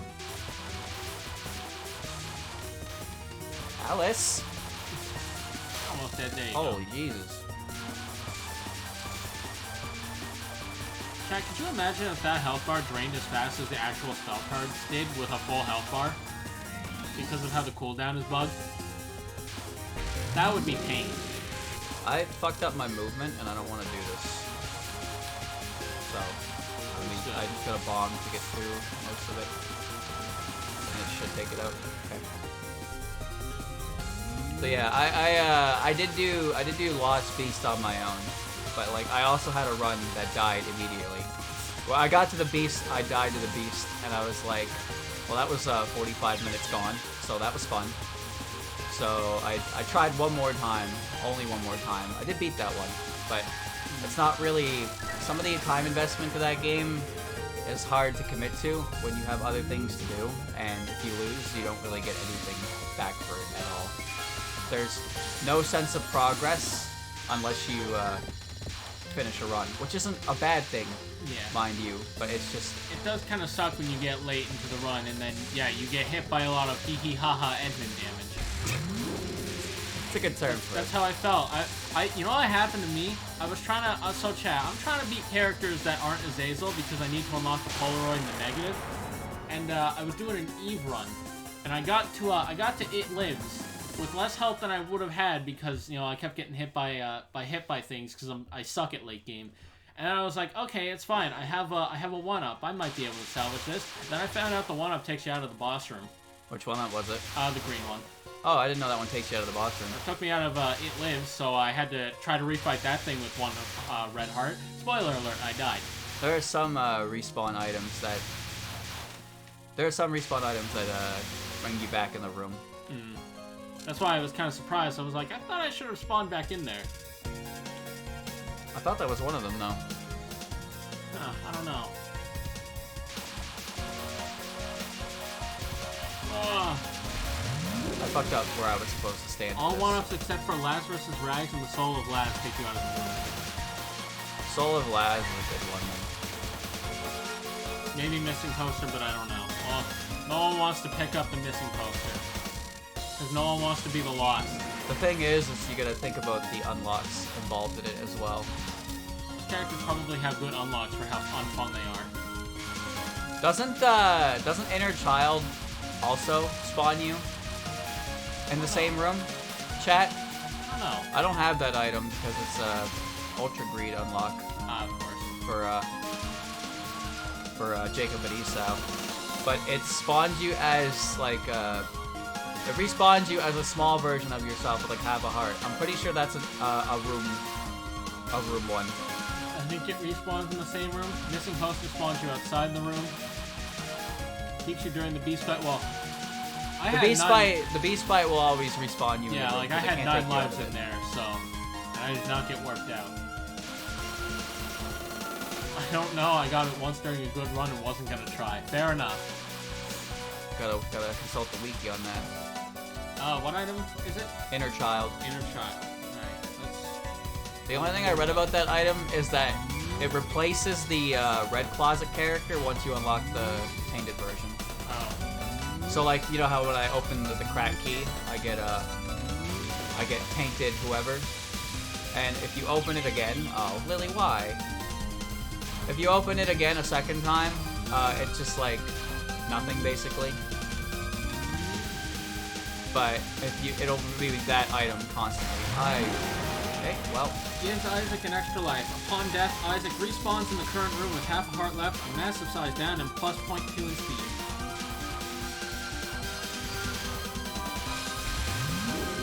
So current room, yeah. Yeah, current room. So it's a good respawn if you're using like Plan C. Yeah, I guess, yeah. Did we ever get an answer for why that didn't work, by the way? Not an official one, no. Someone tested and it seems like it still works in solo play, so it must be a co-op only thing. Ooh. I want to be angry, but it makes sense. It does make sense, but no one has it. No one wants to fight Delirium. No one had it documented, so. Unfortunately, we were the documenters. Yeah, I guess we did document it, didn't we? Great.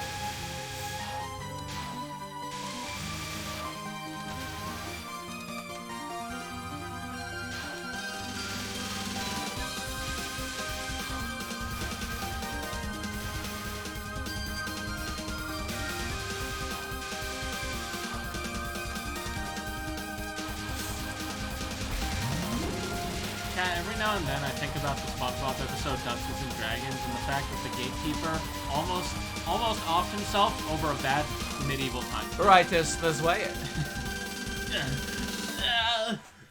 Someday, but not today. Oh. Thank you, Jethro, for the gift sub.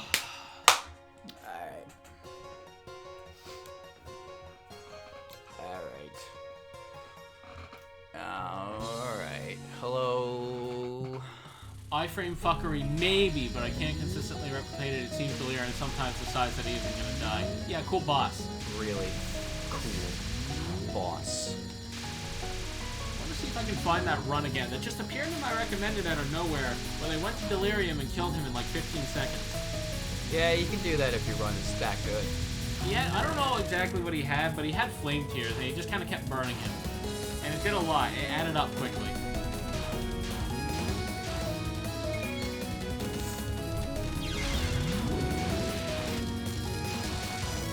Well, that takes care of most of that.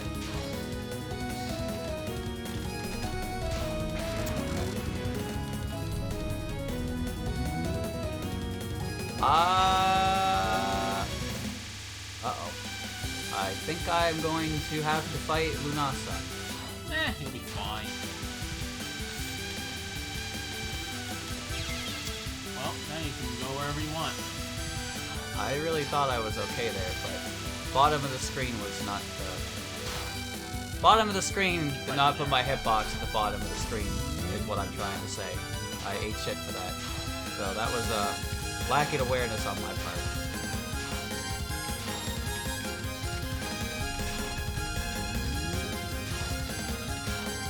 Why does Delirium have a damage cap on him anyway?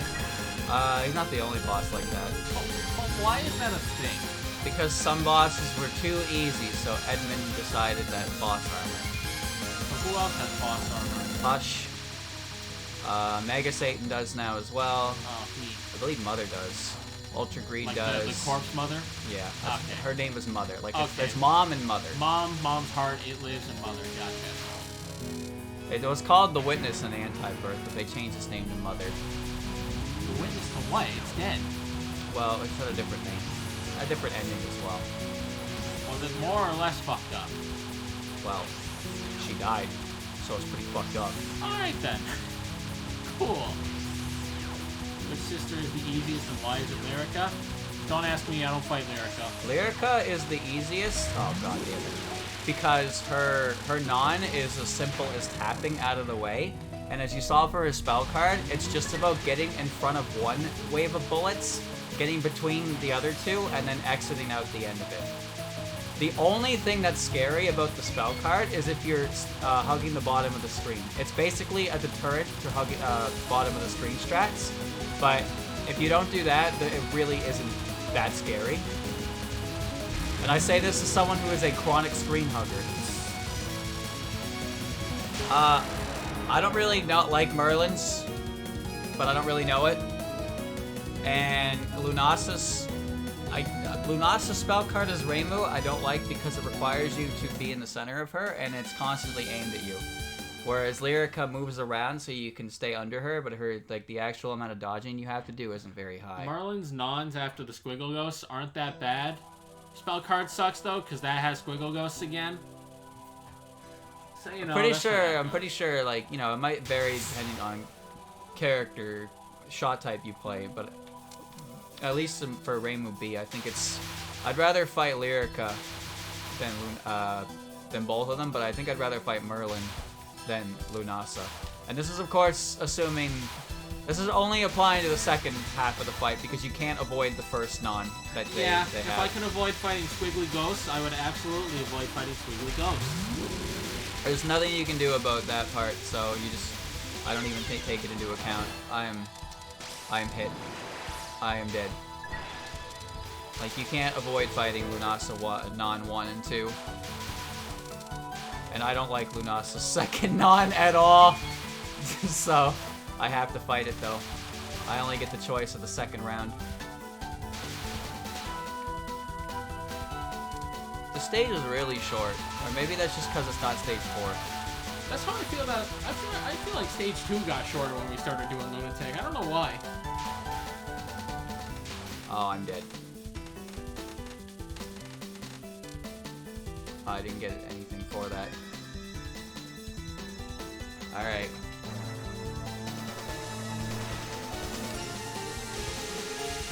Hope that works.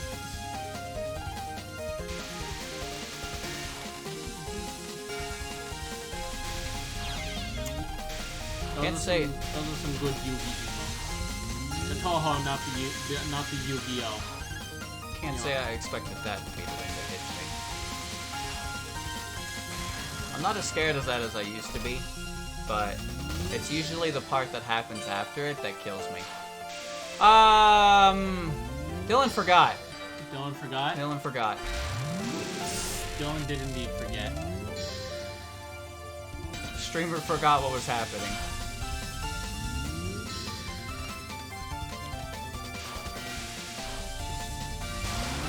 Well, I got through it with one bomb, which is about average anyway. What have I done? What have I done? What have I done? Fine. What have I done? You're alive. They do stop eventually.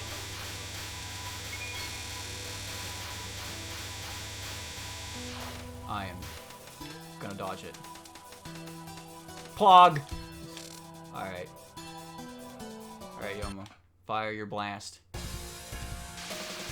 Jesus, it starts so close to your face.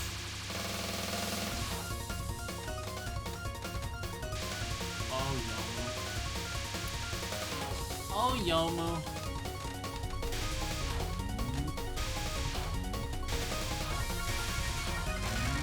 Alright, that's good. And now for the fun one. You got a funny idea of fun, you know that? I don't think it's fun at all, actually.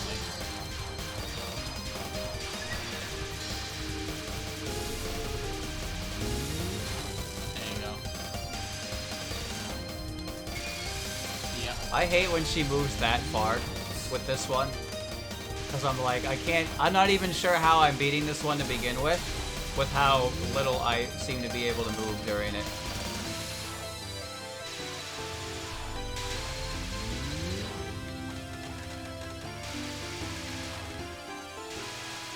Come on, Yomo, I see your health bar. Thank you.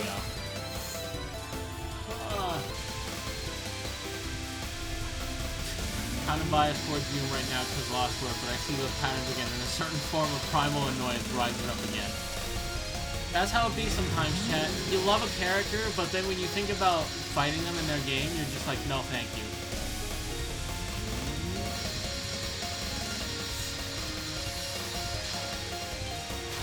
I'm trying to think of who that character is for me. All of them! There's no exception. Well, you know what? Maybe Sanai won't be an exception because we haven't played Lunatic yet. I don't hate her as much as you do, though. Dylan can't deal with stars. I can't dodge for shit.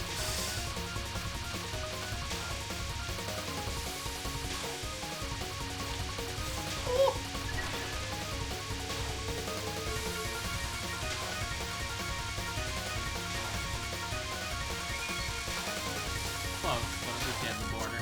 Yeah. I was probably gonna dispel it anyway. You know what? You're right. Fighting Marissa and Imperishable Knight does something. For me, at least. Dylan fights Marissa and I fight Reimu. So I don't mind fighting Reimu, and I don't think Dylan... I don't know how Dylan feels about fighting Marissa. I hate star bullets. Alright, well, there's his opinion. I don't care if I understand the hitbox. I fucking hate them. I hate fight... Chat, you ever fight homing ambulance? It's not fun. Marissa's non-spells and Imperishable Knight are incredibly tight and spooky. Okay, that's a good They look point. tighter than they are because of the star hitboxes, but... That's a good character that I should remember. Grayson is my second favorite, and I cannot fight her to save my life, even on normal. I don't understand her. I think I understand her, and then she hits me. I think I understand too, but I just always mess up the execution without fail. I will always say, oh, her nons are harder than her spell cards, and then I'll get hit by every spell card and cap all the nons. So I don't really know what to make of that. Oh my. Our nons just push you to the back of the screen and then tell you to, like, eat dick. I'm like, alright, well, great. I have one bomb.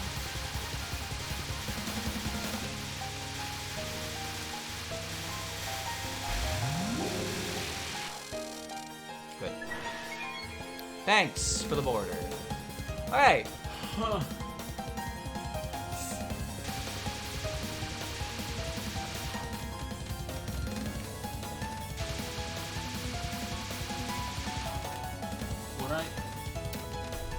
Would I be a frog or a snake? In what context am I a frog or a snake?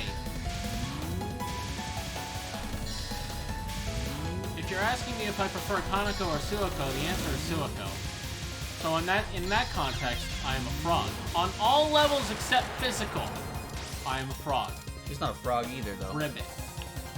I tend to forget that just because of how much she's associated with them. Like, she just likes frogs. Everyone calls her Frog God, but she is not a god of frogs. She's just a frog fan. That's it. Good taste. Frogs are good. I just think they're neat. They are neat. Alright. Ugh. Every single time I do that the same way, and I just shit a brick. Dude, I don't understand Yomu. I think I do until I don't. Yomu. Frogs are best but poisonous. What? Are you implying that snakes are not? Are you implying that snakes are not also best and poisonous? Snakes are poisonous and they bite you, and it go hiss. That's true. Some snake venom is like, here's a drop of this. Don't ingest it. It will kill you. I'm like, alright. I will not put this in my body anywhere.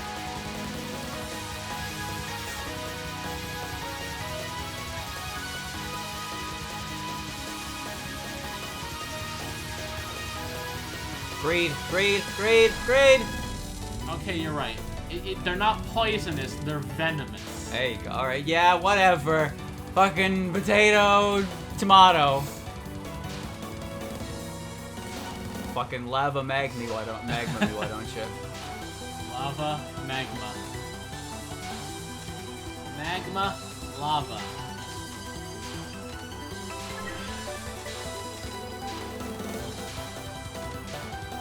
The border gives me so much confidence to do And then it dumb runs shit. out, and it runs out, and That's I'm why just I like, dispel it. I'm a coward. Magma isn't real, you can't convince me. It's not. It's the same thing.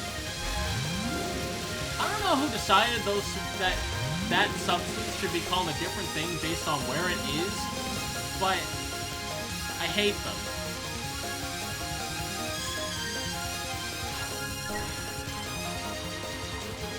Like, I'll have to make a squeeze through a gap. Like, if I fuck up, I get hit. If I have a border, I'm like, fuck it! I'm sick! Uh-oh. I'm sick!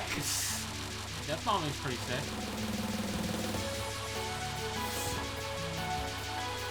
Sakurai saying, wow, English is weird, just fills me with random joy. Yeah, I was like, yeah, you're right. Ow.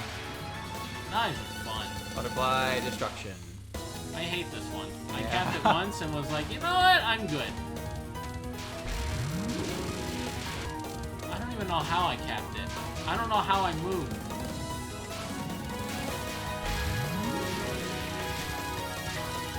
I don't know why Discord decided they needed to rebrand, but they did. That was the thing that happened. Dead? Dead? Dead. Remember, you're shooting the fan. It does less damage. Yuriko does in fact have shoes. True. What prompted this? You got hit! You got hit! No, I popped it. Okay, well. I also bombed the intro, so that was fun. I felt like I hit I it thought you the got hit by the retirement cooldown for a second. I would like to get hit by it. I would like to retire. There's nothing stopping you. The only thing stopping you is yourself. One day I'll get this one right. I mean...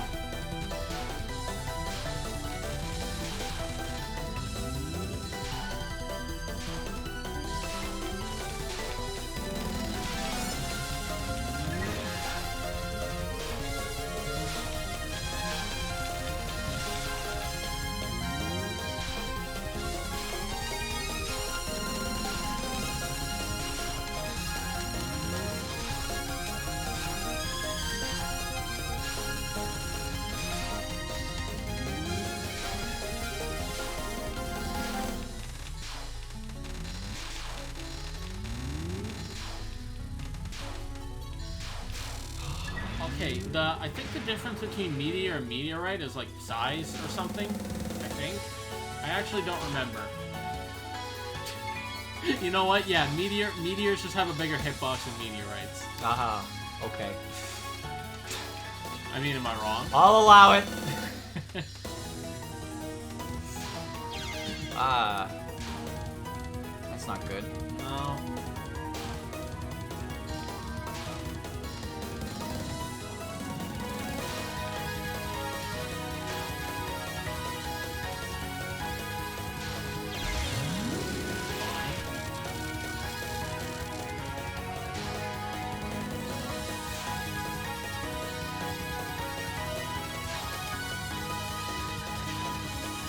Oh, Yeah, Jesus Christ. that's, Alright. Weak spot. Oh, here we go again. Alright, you have a bomb.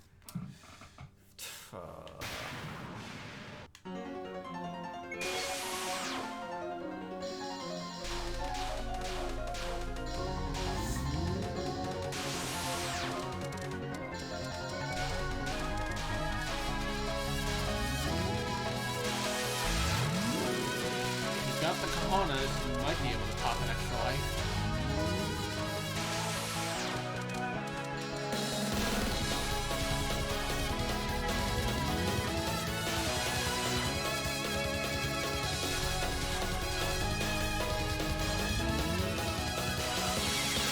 I don't get it. I don't get it, chat. I'm watching it and I don't get it. Like, you know how things are supposed to look easier when you're watching them? This still looks impossible. I do not get it, chat.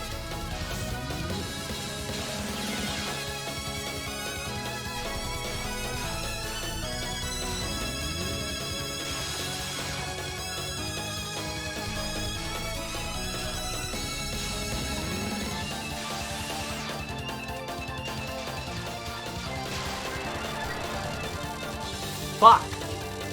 Every time, man. Every goddamn time. Giving me flashbacks to my normal one PC attempts. I hate you, Yiko. It's a meteor when it hits when it's in the atmosphere. Meteorite when it burns up and lands. Why do they have to be so confusing with the names? Differentiate, I guess. I don't know. I don't care. It's kind of irritating. No, it's really irritating. Oh, I'm right there with you, Reimu. Right there with you. Bad ending 1. Try to beat the game again. I don't think I'm ever gonna figure this shit out. Oh my god. Oh. Come on, man. Every time I get 33 minutes into the run and I die there. Every time. Why do I have to die right at the end? Oh.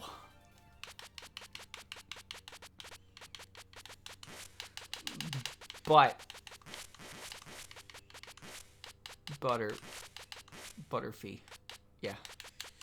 There you go. Alright.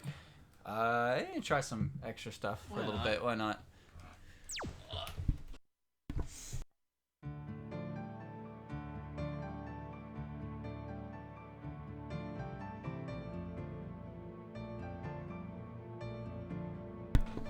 I'm in pain, chat. That's 3 streams in a row now that I've died there. On 1cc pace. Oh, I keep getting there and I can't clutch. I can't clutch. Extra. I don't know, should I try Phantasm or just stick to extra? Doesn't matter to me. We'll play for a little bit and then we'll boot up Isaac. Boopy. I can't do it. I keep getting close, but I can't close it. Every time. I need practice on that last segment. I don't know how to dodge the butterflies like at all. It's just sometimes. You did it one time and it was really impressive, but then you didn't. Oh, I don't understand what I did though. Like sometimes you just maneuvered. Sometimes it all makes sense, and sometimes I don't understand what I'm doing in that spiel. And that time I felt a little confident, but then like I got hit by the last butterfly the same way 3 times in a row. I was like, oh. Someday, chat. Someday I'll get it. But yeah, don't expect me to ever beat this game with a good life record because of that fucking thing.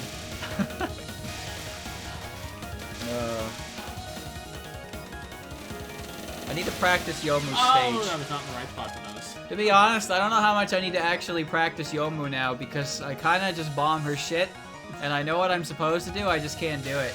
And to be fair, I should practice because the consistency will increase in that regard.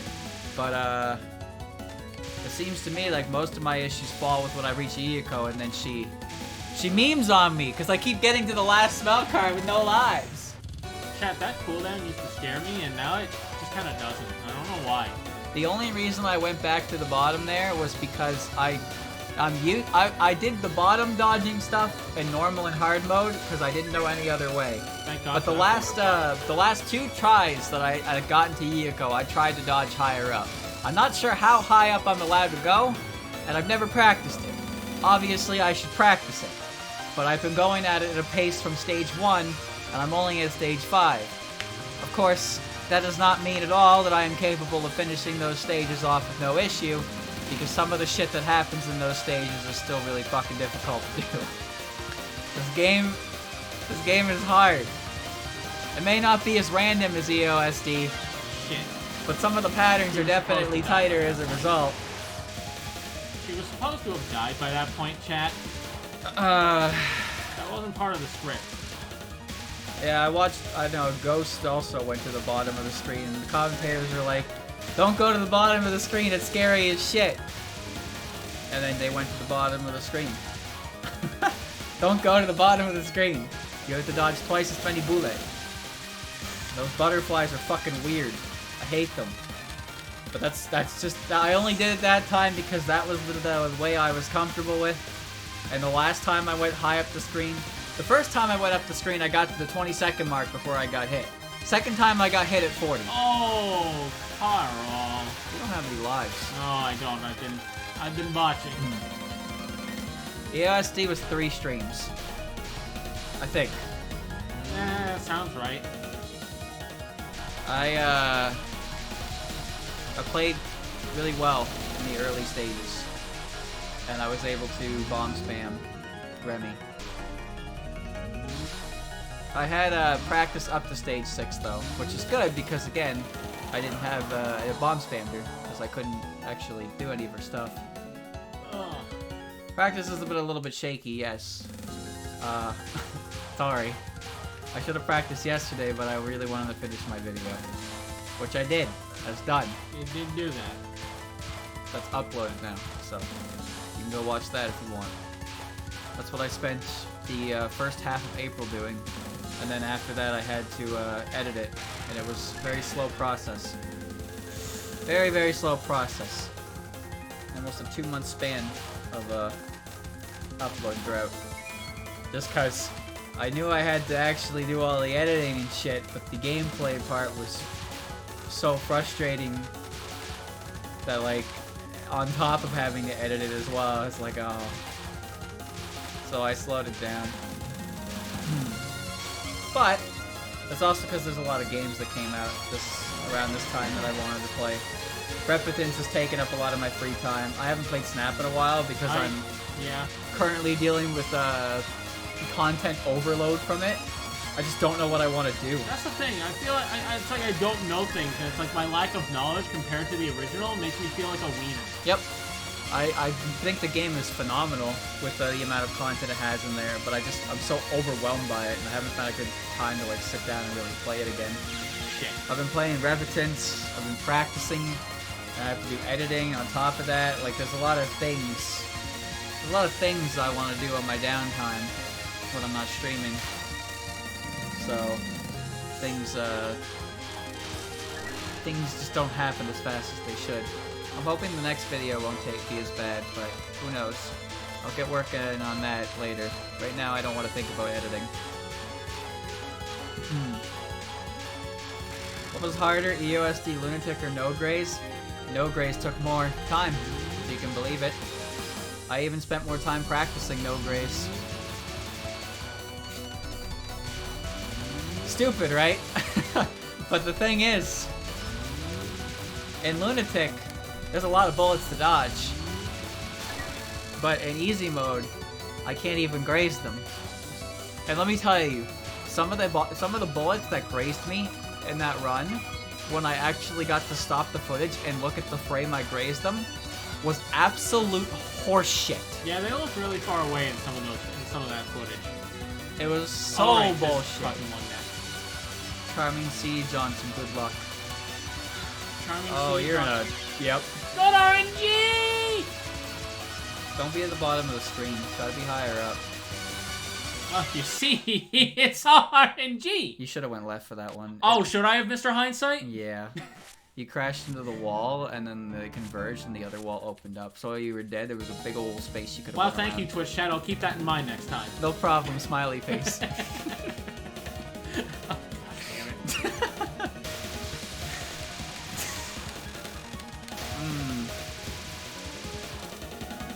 Well, the thing is, beating that game without grazing was definitely not intended. Considering how much shit I had to do to avoid grazing certain situations. You ran into enemies intentionally. I don't think you were meant to do that. No, it wasn't. It was fun to practice, and there were a lot of different things I found. Like, the lowest amount of bombs I could really get from an entire run was 17. And of course, by the end of it, I had used 26, so... Even though 17 was possible, if you put all the different segments together, I don't think a human can do that, because it was involved good luck, good execution, but mostly luck. In fact, I would argue that it was entirely luck, because throughout the entire challenge, accidentally dying because I can't dodge was never once a problem. Never once in the entirety of the game did I look at any pattern and think, oh, I can't dodge this naturally. Like, everything just made perfect sense. And that's probably because at the same time I was doing that, I was playing hard mode and practicing Lunatic on the same game. But, like, there was a point when I played Touhou where easy mode fucked me up, but like this time around while I was doing it, it did not come into concern even once that I was going to accidentally hit a bullet. It just felt like no matter what happened, all of my deaths were going to be intentional with my method of choice. I wasn't going to accidentally crash into a bullet and fuck up, like ever. So that was good. 0 out of 16, chat. 0 out of 17 now, actually. That's what my record on Red Only Blue Only is. Damn it, I moved over. I fucking promised you I moved over. If you're talking about games that could be no grays, to be honest with you, I'm not sure.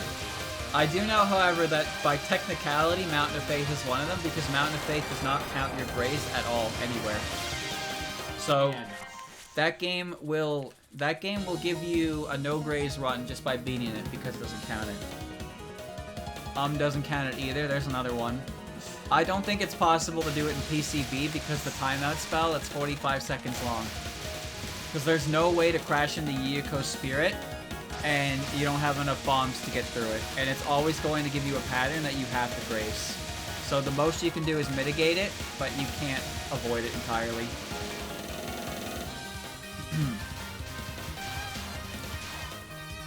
As for 11, I highly doubt it, because 11 still has some stuff in it, even though it's easy mode. 12, I sort of doubt it. 13 actually is the only one I can think of that would be possible of the other games remaining for 0 grays, just based on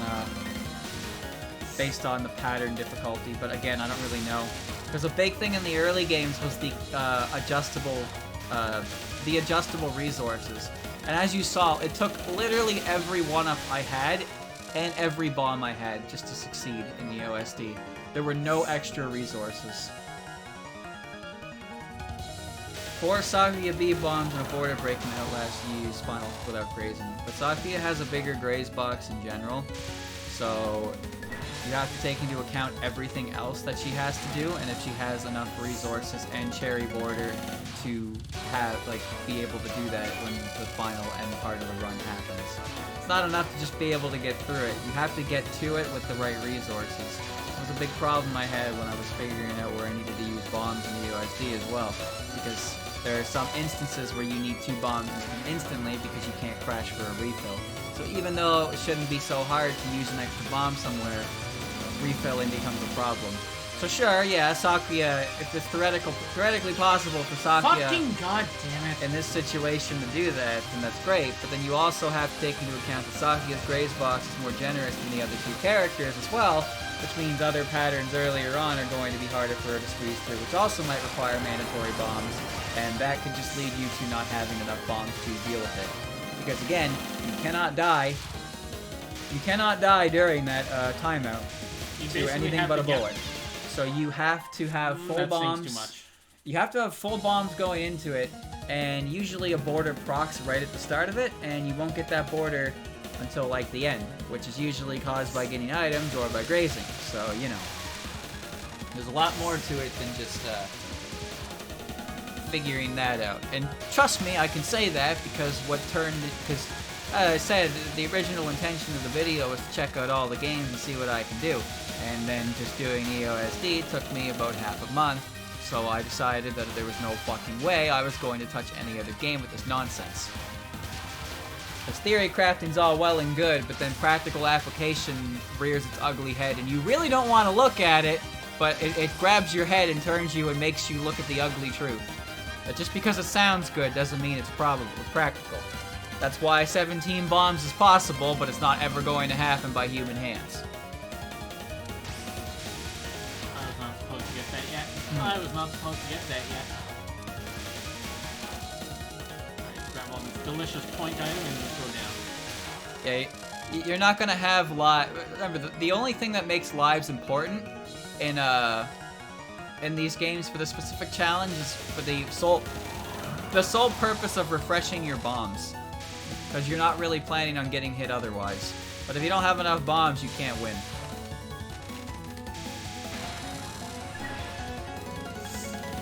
You should probably look into how to do that second one properly. What, this one? No. No, You never capped this one either. Well, yeah, I kinda... Fuck Ken.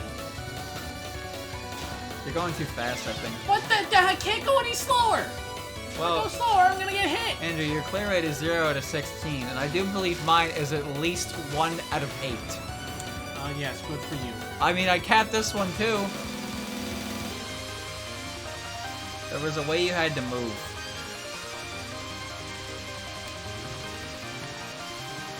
Cover. I believe if you move correctly, she's dead by this point. So you stay under. Hey, he got one! It's not like, okay, I know how to do that one better. Like, I was never really... My issue there was just raw execution compared to fucking red Oni, blue Oni, where I straight up don't know how to dodge it. But your method of doing that second one is still really shitty. crass. So it's just, it takes too long and you deal with more shit than you beat. Because she does the same thing like every time. I had to follow her with Reimu B, so you have some leniency with homing. She outruns my homing. Did you not see that? Well, you should be under her anyway, so it doesn't really matter. What I'm saying is you have a little bit of leniency. I'm under her and she outruns my homing. That's why you move with her. She outruns my homing. You're not understanding! You're not understanding. Oh, I understand perfectly. That's why I capped it. I still... Please. You know what? I'm not really sure if I like that one better than Royal Flare or not. You know, maybe I do, because Royal Flare was ass. Well, speak for yourself. Yeah, Marissa could get through that with like one wave. That was nice. Pretty sick. Lots of her stone, I don't think I ever capped. I'd stopped trying after a certain point as well, because it just wasn't worth it. Alright, 3 lives. That's better than the 0 from earlier. Here we go. Ugh. And I can lose all of them to Charming Siege. She outruns it, would it be easier to unfocus? Well, That's what I thought, and that's what I kind of tried, but then Good it looked like question. I wasn't doing damage anyway, so I was just like, fuck it, focus is my friend. well, that's what practice is for, I suppose. Who needs practice when you can just do it? Duh. We can't. That's why I'm practicing. I know.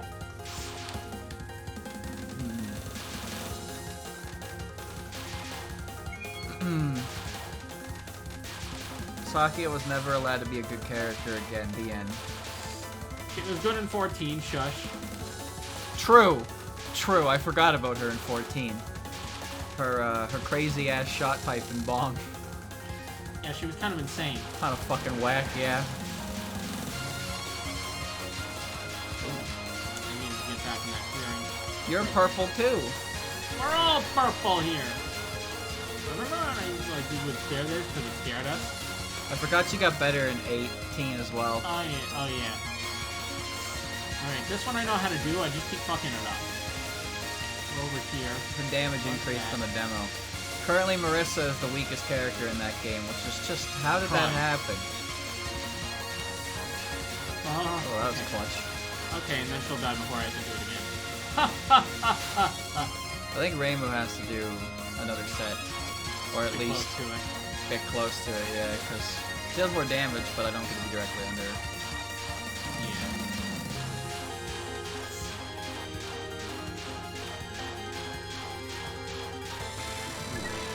Alright. God, they just explode with border. I really didn't like this one. I don't like this one either. I think it can eat dick. I don't remember Yukari's version, but I seem to remember liking it more than this one. Although I'm pretty sure it was the same thing, but more cluttered. It was. I don't remember.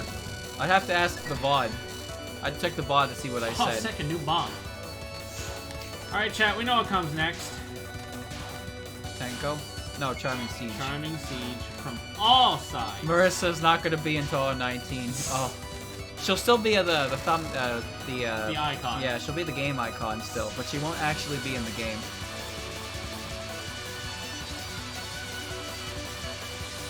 Oh, that's a good one. That's very good. That's still good. Get through it. Yep, that's good. That's still really good. That's really good. Holy shit. This is really nice. That's still fine. Oh, that's okay. That's good. No, actually, this is a really, really good siege.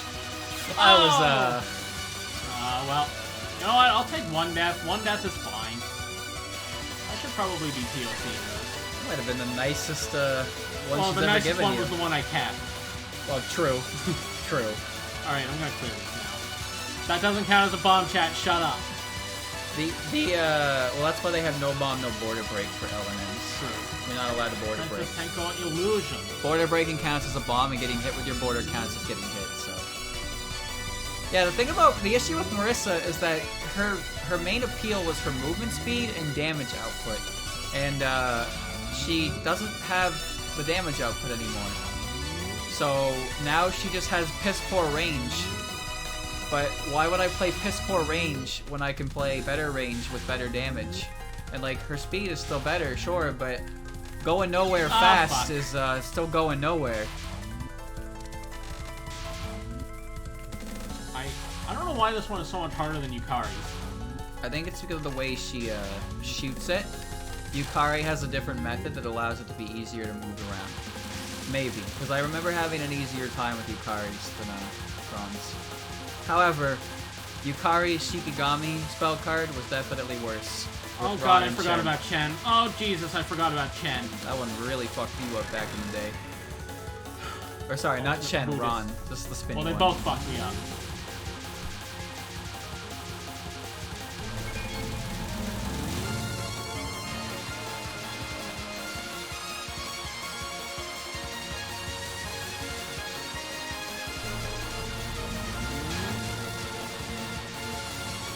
Laser hitbox on me. Yeah. Okay. No, let me save spot. Let me clear.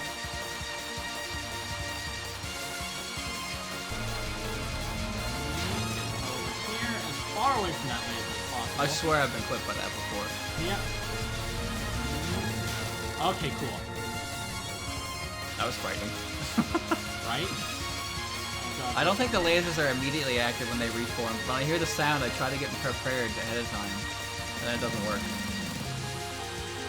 It's also been a long time since I've done this, so... True. Wow, how'd that not hit you? You moved directly into it. Contact. Oh, right, double black death butterfly, her version.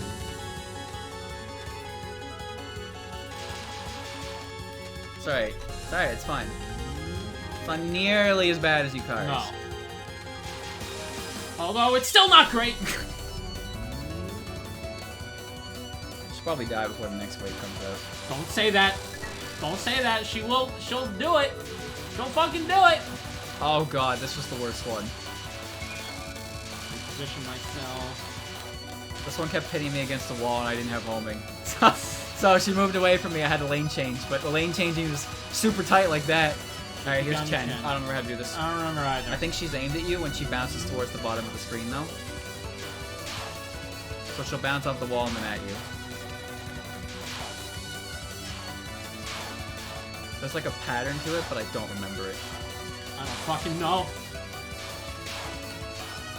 I remember the pattern for Ron was like being the bottom of the screen and doing a little like hop. Oh.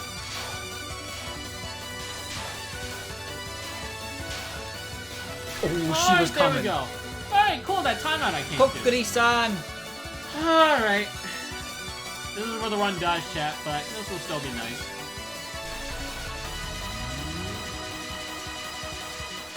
How good am I at Frogger, you may ask? Well, I'm not.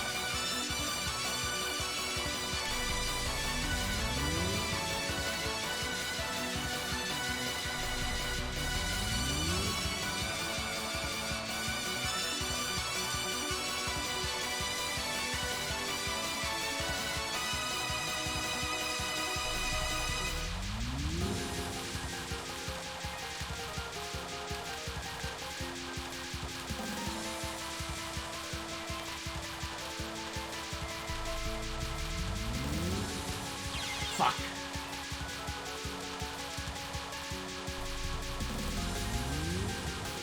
I think it's really the center now. Yeah. The fun part where you get to stay in the middle and dodge all of it.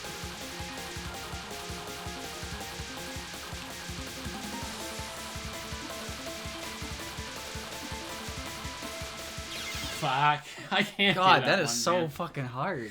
Well, you know what? That's about as far as I got in that's Flundery anyway, so... That's fine, that's fine. I This mean, is a if you good want place to to stop. practice it and you can do it again when Why I not? have to. I can. Because I'm going to have to come back to this fucking game again anyway, and it's an unavoidable fate.